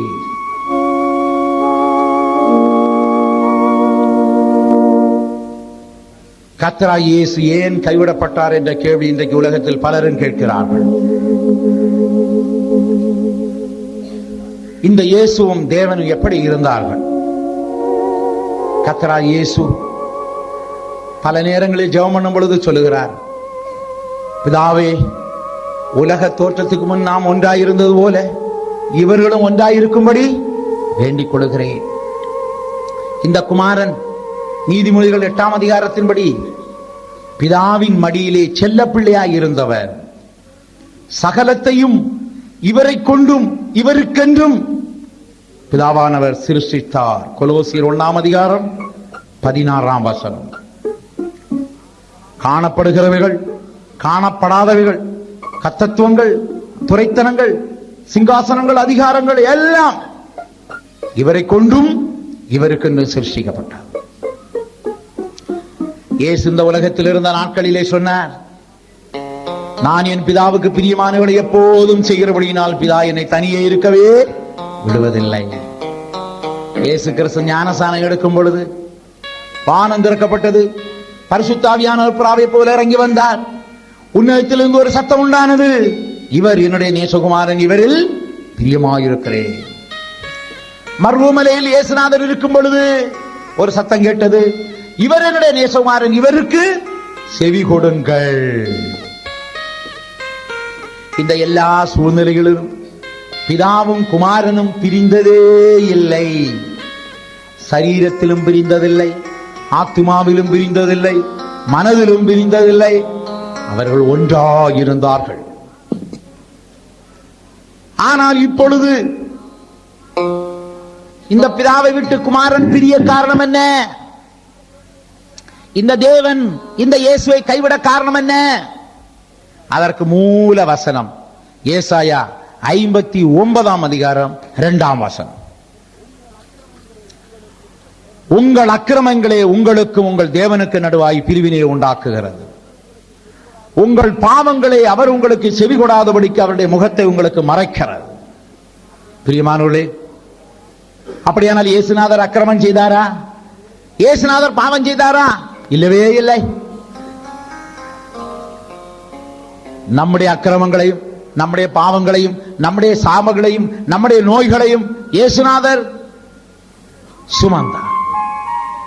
நாம் அடைய வேண்டிய மரணத்தை இயேசுநாதர் ருசி பார்த்தார். இயேசு பாவம் அறியவில்லை, இயேசுவுக்குள் பாவம் இல்லை, இயேசு பாவம் செய்யவில்லை, ஆனால் நமக்காக பாவமானார். 2 கொரிந்தியர் 5ஆம் அதிகாரம் கடைசி வசனம் என்ன சொல்லுகிறது? பாவமறியாத இயேசு நமக்காய் பாவமானார். எப்பொழுது இவர் பாவமானாரோ, நம்முடைய சாபத்தை சுமந்தாரோ, வியாதிகளை ஏற்றுக்கொண்டாரோ, அந்த நேரத்தில் தான் ஏசாயா 59ஆம் அதிகாரம் 2ஆம் வசனத்தின்படி தேவன் தன் முகத்தை மறைத்தார். இங்கேதான் ஒரு கேள்வி உண்டாகிறது, நீதியா பாசமா? உலகத்திலே அநேகர் பாசத்துக்கு முக்கியத்துவம் கொடுப்பார்கள், நீதிக்கு 2ஆம் இடம் கொடுப்பார்கள். ஆனால் தேவனோ நீதிக்கு முதல் இடம் கொடுத்தார், பாசத்துக்கு 2ஆம் இடம் தான் கொடுத்தார். தன் சொந்த குமாரனே தப்ப விடாதவர் நீதிக்கு முதலம் கொடுத்ததான தேவன் என்ன செய்தார்? இந்த நீதி சட்டம், நீதியின் பிரமாணத்தின்படி அவர் தன்னுடைய முகத்தை மறைத்துக் கொண்டார், மௌனம் சாதித்தார், காது கேளாதவர் போல் இருந்தார், கைவிட்டார். இந்த வேதனை தாங்க முடியாதபடி இயேசுநாதர் சொன்னார், என் தேவனே, என் தேவனே, ஏன் என்னை கைவிட்டே? இயேசுவை கைவிடும் பொழுது என்ன நடந்தது? இயேசுவை கைவிட்டதான அதே நேரத்தில் தேவன் பாவிகளுக்கு கை கொடுத்தார். இயேசுவுக்கு முகம் மறைத்த அதே நேரத்தில் தேவன் தன்னுடைய முகத்தை பாவிகளுக்கு காட்டினார். இயேசுவுக்கு மௌனம் சாதித்த அதே தேவன் பாவிகளின் ஜெபத்துக்கு பதிலளித்தார். இயேசுவுக்கு காது கேளாதோர் போல் இருந்த தேவன் பாவிகளின் ஜெபங்களுக்கு காதை கொடுத்தார். அந்த ஒரே காரணத்திற்காகத்தான் பாவியாயிருந்த நாம் தேவனை காணக்கூடிய சிலாட்சி நமக்கு உண்டாகி இருக்கிறது. பாவிகளாகி நாம் ரட்சிக்கப்பட்டிருக்கிறோம். பாவிகளாயிருந்த நாம் அவரண்டை வந்திருக்கிறோம். காரணம் என்ன? நமக்காக ஒருவர் கைவிடப்பட்டார். என் தேவனே, என் தேவனே, ஏன் கைவிட்டி? இந்த சம்பவம் எல்லாம் வரும் என்று இயேசுநாதருக்கு நன்றாய் தெரியும். ஆகையினால் தான் கெத்செமனேயிலே அருமையான ஒரு ஜெபம் பண்ணினார். பிதாவே, இந்த பாத்திரம் என்னை விட்டு நீங்க கூடுமானால் நீங்கட்டும், ஆகிலும் என் சித்தப்படியே இல்ல உம்முடைய சித்தப்படியே ஆகக்கடும். இயேசுநாதருடைய விருப்பம் என்ன? இந்த பிதாவை விட்டு பிரியக்கூடாது, பிதாவை விட்டு தூரமாய் போகக்கூடாது, பிதாவின் முகம் மறையக்கூடாது, பிதா கைவிடக்கூடாது, பிதா எனக்கு செவி கொடுக்க வேண்டும், பிதா என்னோடு பேசிக்கொண்டே இருக்க வேண்டும். அதுதான் இயேசுவின் விருப்பம். ஆகிலும் என் சித்தப்படி அல்ல உம்முடைய சித்தப்படியே ஆகக்கடும்.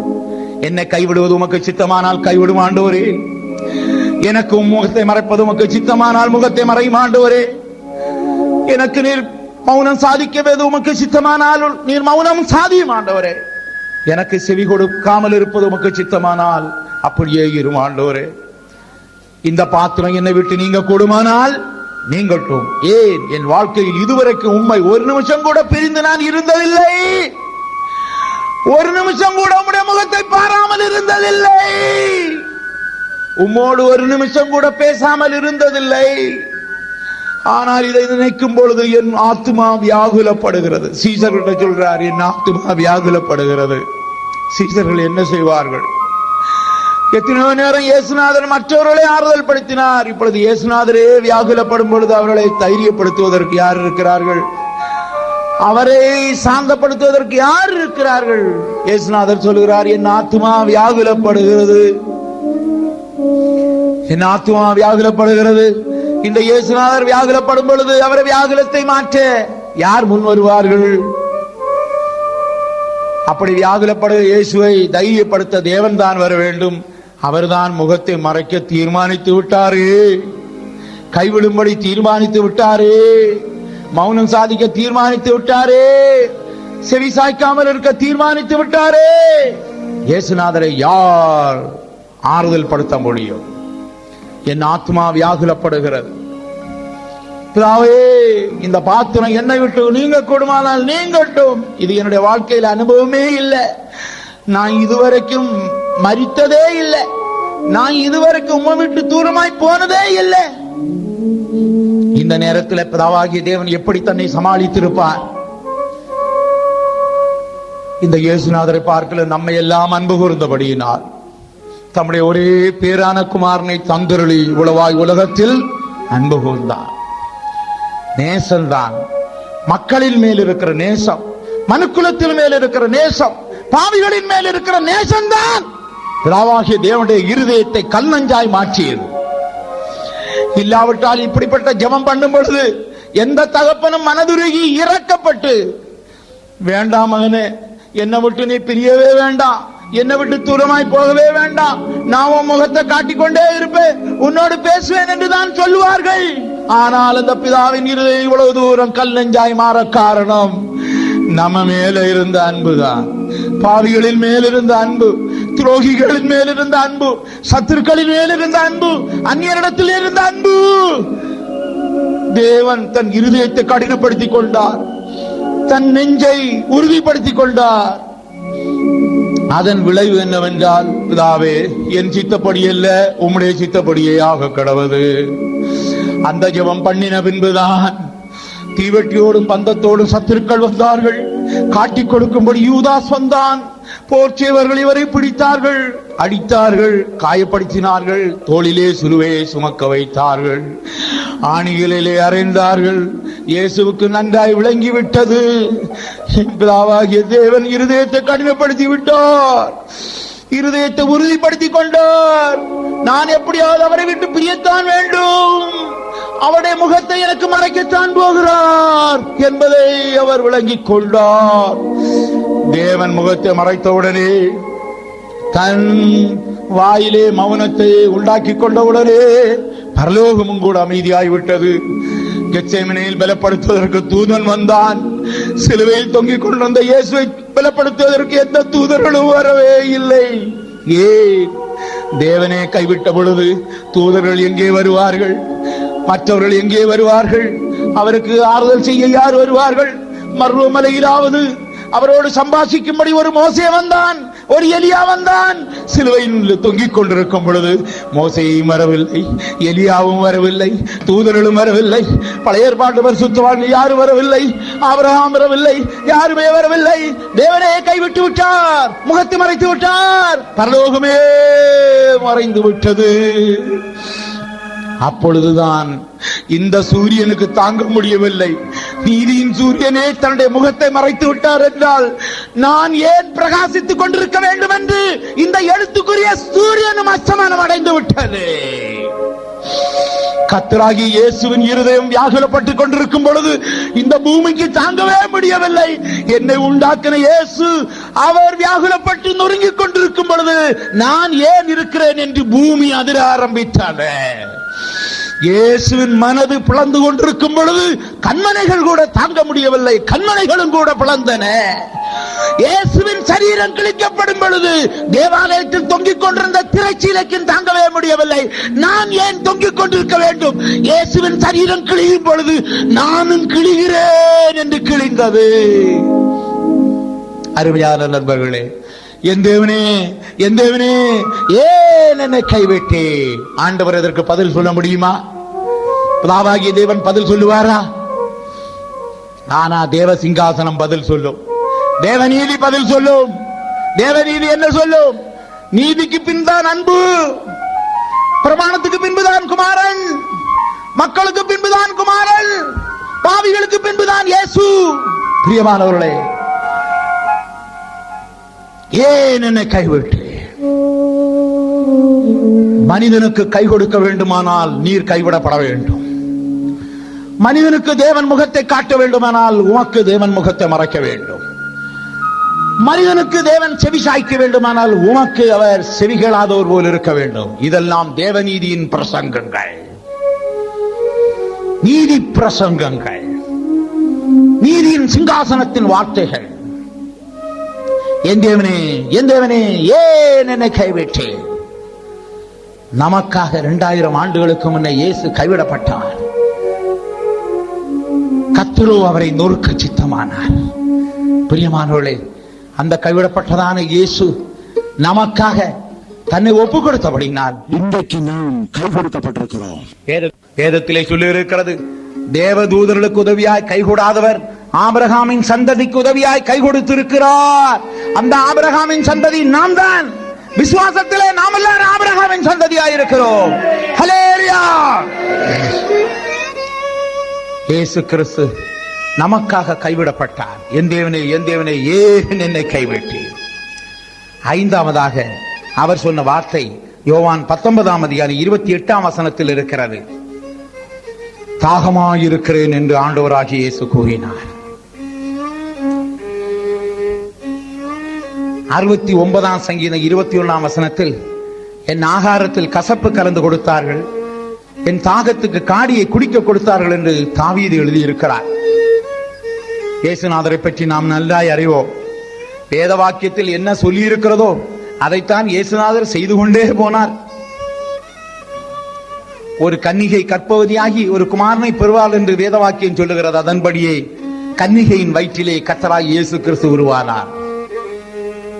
கர்த்தராகிய இயேசு இந்த உலகத்தில் இருந்த நாட்களில் ஒரு இடத்திற்கு போக வேண்டுமானாலும் வேத வாக்கியம் சொல்லுகிறதன்படி போனார்.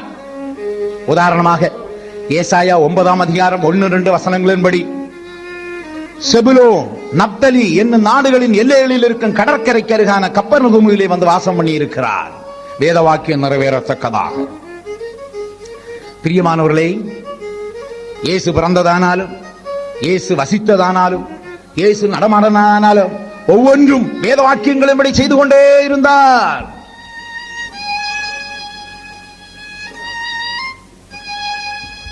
மெய்யாகவே பலவீனங்களை ஏற்றுக்கொண்டு நோய்களை சுமந்தார் என்ற வசனத்தின்படி தன்னிடத்தில் வந்திருந்த எல்லா வியாதியஸ்தனை அவர் சுத்தமாக்கினார்.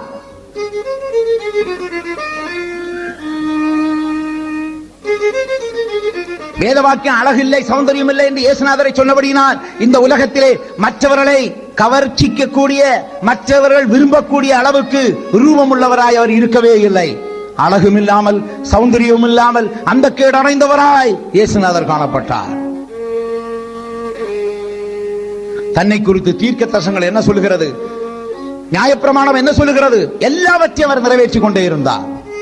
நியாயப்பிரமாணத்திலே பஸ்காவை பற்றி சொல்லி இருக்கிறதா? அந்த பஸ்கா தான் நான் என்று தன்னை ஒப்புக் கொடுத்தார்.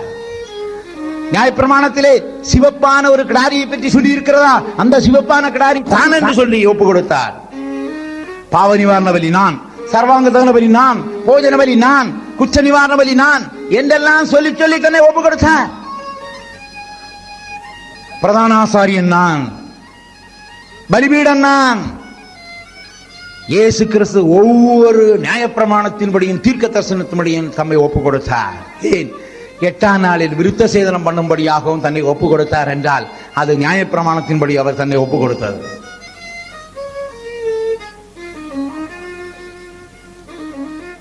தாகமாயிருக்கிறேன் 61 சங்கீதம் 21 அந்த வசனம் நிறைவேறும்படியாக இவர் என்ன செய்தார் என்றால், சிலுவையிலே தொங்கிக் கொண்டிருக்கும் பொழுது தாகமாயிருக்கிறேன் என்று சொன்னார். காரணம், உலகத்திலே அவர் தாகமாயிருந்த நாட்களிலே யாரு அவருக்கு ஆகாரத்தில் கசப்பு கலந்து கொடுக்கவே இல்லை. பரிசேயன் ஒருவன் விருந்து கலைத்தான், அவன் கசப்பு கலந்த காடி கொடுக்கவே இல்லை. மாற்றாள் மரியாள் விருந்து பண்ணினார்கள், ஆகாரத்தில் கசப்பு கலந்து கொடுக்கவே இல்லை. பலரும் இவரை உண்ணும்படி அழைத்தார்கள், எங்கு போனாலும் யாரும் தனக்கு ஆகாரத்தில் கசப்பு கலந்து கொடுக்கவே இல்லை. ஆனால் அந்த வேத வாக்கியம் எப்பொழுது நிறைவேறுவது, எப்படி நிறைவேறுவது? இயேசுவுக்கு நன்றாய் தெரியும். நாம் இப்பொழுது சிலுவையில் தொங்கிக் கொண்டிருக்கிறோம். இந்த நேரத்தில் நாம் தாகமாயிருக்கிறோம் என்று சொன்னால் நிச்சயமாக இவர்கள் என் ஆகாரத்தில் கசப்பு கலந்துதான் கொடுப்பார்கள் என்று நன்றாய் தெரிந்தபடினால் இயேசு தாகமாயிருக்கிறேன் என்று சொன்னார். உடனே ஒரு போர்ச்செய்வன் என்ன செய்தான்? கடற்காளானை எடுத்து காடியிலே தோய்த்து அதை இயேசுநாதருடைய வாயருகே வைத்தார். இயேசுநாதர் வாங்கி ருசி பார்த்தார். பிரியமானவர்களே, அந்த கசப்பான காடி யார்? ஒருவேளை உன் வீட்டில் இருப்பவர்களா இருக்கலாம், உன் மனைவியா இருக்கலாம், உன் புருஷனா இருக்கலாம், உன் பிள்ளையா இருக்கலாம், உன் அதிகாரியா இருக்கலாம், உனக்கு கீழே இருப்பவர்களா இருக்கலாம். அந்த கசப்பு கலந்த காடி எனக்கு வேண்டாம் வேண்டாம் வேண்டாம் என்று சொல்லாதே. வேத வாக்கியம் நிறைவேற வேண்டுமானால் அதை வாங்கி நீ என்ன செய்ய வேண்டும்? ருசி பார்க்க வேண்டும். இயேசுநாதர் அந்த கசப்பு கலந்த காடியை வாங்கி ருசி பார்த்தார். எதற்காக? வேத வாக்கியம் நிறைவேறத்தக்கதாக. நாம் படிக்கிற ஒவ்வொரு வசனமும் நம்முடைய வாழ்க்கையிலே நிறைவேறிக்கொண்டே இருக்கும். இயேசுநாதருடைய வாழ்க்கையிலே தேவனுடைய வசனம் நிறைவேறிக்கொண்டே இருந்தது. பிரியமானவர்களே, வேத வாக்கியம் நிறைவேறத்தக்கதாக ஒவ்வொரு சம்பவங்களும் நமக்கு அன்றாட ஜீவியத்தில் வந்து கொண்டே இருக்கும். ஆகையினால் எந்தெந்த வசனங்களை படிக்கிறோமோ, எந்தெந்த வசனங்களை கேட்கிறோமோ, கர்த்தாவே இந்த வசனத்தின்படி நடக்க எனக்கு கிருபை தாரும், இந்த வசனத்தின் வழியாய் கடந்து போக எனக்கு வழி செய்யும் என்று சொல்லி பாருங்கள். கர்த்தர் அந்த வழியாய் உங்களை கொண்டு போவார். யோசேப்பை கர்த்தருடைய வசனம் புடமிட்டது. ஆண்டவர் யோசேப்புக்கு சொன்னது நிறைவேறும் வழக்கும். கர்த்தருடைய வசனம் அவனை புடமிட்டது. ஆண்டவர் நமக்கு ஒரு தரிசனம் தந்திருந்தால், சொப்பனம் தந்திருந்தால், வாக்குத்தத்தம் தந்திருந்தால், அழைப்பு தந்திருந்தால், அதற்கேற்றபடி கர்த்தர் நம்மை வழி நடத்தி கொண்டே இருப்பார். கர்த்தருடைய வசனங்கள் நம்மை சோதித்துக் கொண்டே புடமிட்டுக் கொண்டே இருக்கும். வேத வாக்கியம் நிறைவேறத்தக்கதாக தாகமாயிருக்கிறேன் என்று சொன்னார். நம்முடைய வாழ்க்கையிலும் வேத வாக்கியம் நிறைவேறத்தக்கதாக நாம் சொல்ல வேண்டும். அதன் மூலம் தேவ வசனம் நிறைவேற வேண்டும். அதை எந்த சூழ்நிலையில் சொல்ல வேண்டும், எப்பொழுது சொல்ல வேண்டும் என்று நமக்கு தெரிந்திருக்க வேண்டும். தாகமாயிருக்கிறேன் என்று சிலுவையில் சொன்னால் தான் கசப்பு கலந்த காடியை குடிக்க கொடுப்பார்கள். ஆகையினால் சொல்ல வேண்டிய நேரம் இருக்கிறது, சொல்ல வேண்டிய வேலை இருக்கிறது, சொல்ல வேண்டிய விதம் இருக்கிறது. இயேசுநாதர் வாயை திறந்து காடியை கொடுங்கன்னு கேட்கவே இல்லை, கசப்பு கலந்து கொடுங்கன்னு கேட்கவே இல்லை. கேட்டா அவன் வேற விதமா தான் செய்வான். அதனால இயேசுநாதர் அருமையா சொன்னார், தாகமாயிருக்கிறேன்.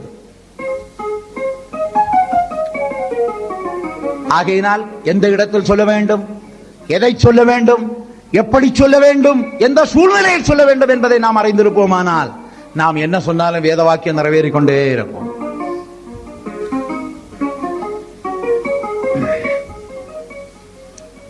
ஆறாவதாக யோவான் 19:30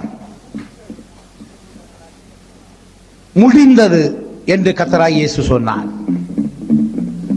அதன் அர்த்தம் என்ன? தன்னை குறித்து தீர்க்கதரிசிகள் சொன்னது என்னவோ, வேத வாக்கியங்கள் சொல்லுவது என்னவோ, நியாயப்பிரமாணம் சொல்லுவது எதுவோ, அதையெல்லாம் நான் செய்து முடிந்தது. நம்முடைய வாழ்க்கையில துவக்கத்தை பார்க்கல, முடிவு நல்லது. சாலோமன் எழுதினான், காரியத்தின் துவக்கத்தை பார்க்கல, முடிவு நல்லது. அவனுடைய தொடக்கம் நல்லா இருந்த, முடிவு நல்லாவே இல்லை. அதனால தான் எபிரேயர் 11 சாலோமனுடைய பெயர் கிடையாது. காரணம் என்ன? நல்ல ஒரு துவக்கம் இருந்தது, முடிவு நல்லா இல்லாம போச்சு. எப்படி அவனுடைய துவக்கம்? சின்னவனா இருக்கும் பொழுது நல்ல ஞானம் இருந்தது, கர்த்தரை நேசிக்கக்கூடிய இருதயம் இருந்தது, சர்வாங்க தகன பலிகள் ஆயிரக்கணக்காய் செலுத்தினான், ஆலயத்தை கட்டினான், அக்னியை இறக்கினான், மகிமையை இறக்கினான், தேசத்தை ஆண்டான். பிரியமானவர்களே, அவனுடைய முடிவு எப்படி? பாகால்களுக்கு மேடைகளை கட்டினான், அநேக மறுமணியாட்டிகளை உடையவனாயிருந்தான், எகிப்துக்கு போகக்கூடாது, குதிரைகளை சம்பாதிக்க கூடாது என்று நியாயப்பிரமாணம் இருந்தாலும் அவன் எகிப்திலே போய் குதிரைகளை சம்பாதித்தான். பார்வோனின் குமாரத்தியை மறுமணியாட்டியாக்கி கொண்டான். காரியத்தின் துவக்கத்தை பார்க்கல, முடிவு நல்லது. பிரியமானவர்களே, நம்முடைய வாழ்க்கை சாயங்காலத்தில் தொடங்கி விடிய காலத்தில் முடியணும். சிருஷ்டிப்பின் ஒவ்வொரு நாள் பார்த்தாலும் சாயங்காலமும் விடியற்காலமும் ஆகி எத்தனை நாள் ஆயிற்று? 1 நாள் ஆயிற்று. ரட்சிக்கப்பட்ட ஆரம்ப காலம், ஞானஸ்தானம் எடுத்த ஆரம்ப காலம், அபிஷேகம் பெற்ற ஆரம்ப காலம் சாயங்காலமாக இருந்தது. அவ்வளவு வெளிச்சமும் இல்லை, அவ்வளவு இருட்டும் இல்லை. ஆனா ஒண்ணு ஜாக்கிரதை, சாயங்காலத்துக்கு அடுத்த காலம் தான் ராக்காலம். நாம் காட்டி கொடுக்கப்படுகிற காலம், மறுதளிக்கப்படுகிற காலம், கைவிடப்படுகிற காலம், பிடிபடுகிற காலம், உபத்திரவப்படுத்துகிற காலம், சோதனையின் காலம். ஆனா கவலைப்படாதீங்க, உங்க வாழ்க்கையெல்லாம் ராக்காலமா இருக்கணும் யோசிக்காதீங்க. ஒளிமயமான விடிய காலம் உங்களுக்கு வரப்போகிறது. அதுதான் விடிவெள்ளி தோன்றக்கூடிய காலம், அதுதான் நாம் மர்வமாகக்கூடிய காலம், அதுதான் உயிரோடு எழும்பக்கூடிய காலம். ஆகையினால் வாழ்க்கை சாயங்காலத்தில் தொடங்கினாலும் முடிவு எப்படி இருக்க வேணும்? விடிய காலத்தில் இருக்க வேண்டும். சாயங்காலம் விடிய காலமாகி 1ஆம் நாள் ஆயிற்று. ஆதியாகமம் 1ஆம் அதிகாரத்தில் தான் வாசிக்கிறீங்க. சாயங்காலம் விடியற் காலமாகி 1ஆம் நாள் ஆயிற்று. சாயங்காலம் விடியற் காலமாகி 2ஆம் நாள் ஆயிற்று. இப்படி சொல்லி சொல்லி சாயங்காலம் விடியற் காலமாகி 6ஆம் நாள் ஆயிற்று என்று சொல்லி இருக்கு. கர்த்தர் 7ஆம் நாளிலே என்ன செய்தார்? ஓய்ந்திருந்தார். பவுல் தீமோத்தேயுக்கு சொல்லும் பொழுது என்ன சொல்லுகிறார்? 2 தீமோத்தேயு 4ஆம் அதிகாரம் 7-8 வசனங்கள். நல்ல போராட்டத்தை போராடினேன், ஓட்டத்தை முடித்தேன், விசுவாசத்தை காத்துக்கொண்டேன். இது முதல் நீதியின் கிரீடம் எனக்காக வைக்கப்பட்டிருக்கிறது. நீதியுள்ள நியாயாதிபதியாகிய கர்த்தர் அந்நாளிலே அதை எனக்கு தந்தருளுவார். எனக்கு மாத்திரமல்ல, அவர் பிரசன்னமாகுதலை விரும்பும் யாவருக்கு அதை தந்தருளுவார். அப்ப பவுலுடைய வாழ்க்கையிலும் ஓட்டத்தை முடிக்கணும்னு சொல்லி ஒரு ஆசை இருந்தது. ஓட்டத்தை துவங்கிறது பெருசல்ல, முடிவுதான் முக்கியம். அநேகர் நல்ல ஓட்டத்தை துவங்குவாங்க, ஆனா முடிக்க முடியாது. ஓட்ட பந்தயத்தை கவனிச்சு பாருங்க, தொடக்கம் பயங்கர ஸ்பீடா ஓடிட்டே இருப்பாங்க. ஆனா அவன் இடையில ஓடுறதையும் பார்க்க மாட்டான், தொடங்குறதையும் பார்க்க மாட்டான், முடிவுல போய் நிற்பான். யாரு முதலாவது வந்து சேர்றாங்க. ஆண்டவன் அதைத்தான் எதிர்பார்த்து கொண்டிருக்கான். நம்முடைய முடிவு எப்படி முடிக்கிறோம், எப்படி முடிக்கிறோம், எப்பொழுது முடிக்கிறோம்? ஓ முடிவு கிருபையின் காலத்துல இருக்கணும், உபத்திரவ காலத்துல ஒண்ணு முடிக்காது. உன் முடிவு பூரணமா இருக்க வேண்டும். ஓட்டத்தை முடித்தேன், விசுவாசத்தை காத்துக்கொண்டேன், இது முதல் நீதியின் கிரீடமாக்காய். அந்த முடிவு நல்லா இருக்கும் பொழுது நமக்கு கிடைக்க போறது நல்லா தெரியும். முடிவு நல்லா இருக்குமானா உடனே டிக்ளேர் பண்ணிடுவாங்க, இந்த ஆளுக்கு தங்க பதக்கம் கிடைச்சது, இந்த ஆளுக்கு வெங்கலம் கிடைச்சது, இந்த ஆளுக்கு வெள்ளி பதக்கம் கிடைச்சது. பவுலுக்கு நீதியின் கிரீடத்தை கொடுப்பேன்னு சொல்றாரு ஆண்டவர். ஏன்னா உன் முடிவு நல்லா இருக்கு. எனக்கு மாத்திரமல்ல, அப்படியே பிரசன்னமாவதில் விரும்பும் யாவருக்கு அதை தந்தருளுவார். இனிமேல் அப்போஸ்தலர் நடவடிக்கைகளில் பவுல் என்ன சொல்கிறார்? 20ஆம் அதிகாரம் 24ஆம் வசனத்திலே, என் ஓட்டத்தை சந்தோஷத்தோடு முடிக்கவும் தேவனுடைய கிருபையின் சுவிசேஷத்தை பிரசங்கம் பண்ண முடிக்கும் நான் கர்த்தராகிய இயேசுவிடத்தில் பெற்ற ஊழியத்தை நிறைவேற்றவுமே விரும்புகிறேன். இப்ப ஓட்டத்தை துக்கத்தோட அல்ல, சந்தோஷத்தோடு முடிக்க வேண்டும். முறுமுறுப்போட அல்ல, கட்டாயமாய் அல்ல, விசனமாய் அல்ல, கலக்கத்தோடு அல்ல, அவிசுவாசத்தோடு அல்ல. நம்முடைய ஓட்டத்தை சந்தோஷத்தோடு ஓடி முடிக்க வேண்டும். ஆகையினால் முடிவை பார்க்கிற தேவன் தான் நம்முடைய தேவன். சிலர் துவக்கத்தை பார்த்து சந்தோஷப்படுவார்கள். நாம் எல்லாரும் துவக்கத்தை பார்த்து தான் சந்தோஷப்படுகிறோம். கர்த்தர் முடிவை பார்த்து சந்தோஷப்படுகிறார். 7வதாக இயேசுநாதர் சொன்ன வார்த்தை லூக்கா 23ஆம் அதிகாரம் 46ஆம் வசனம். பிதாவே, உம்முடைய கைகளில் என் ஆவியை ஒப்புவிக்கிறேன். இதுல ஒரு பெரிய ரகசியத்தை பாருங்க.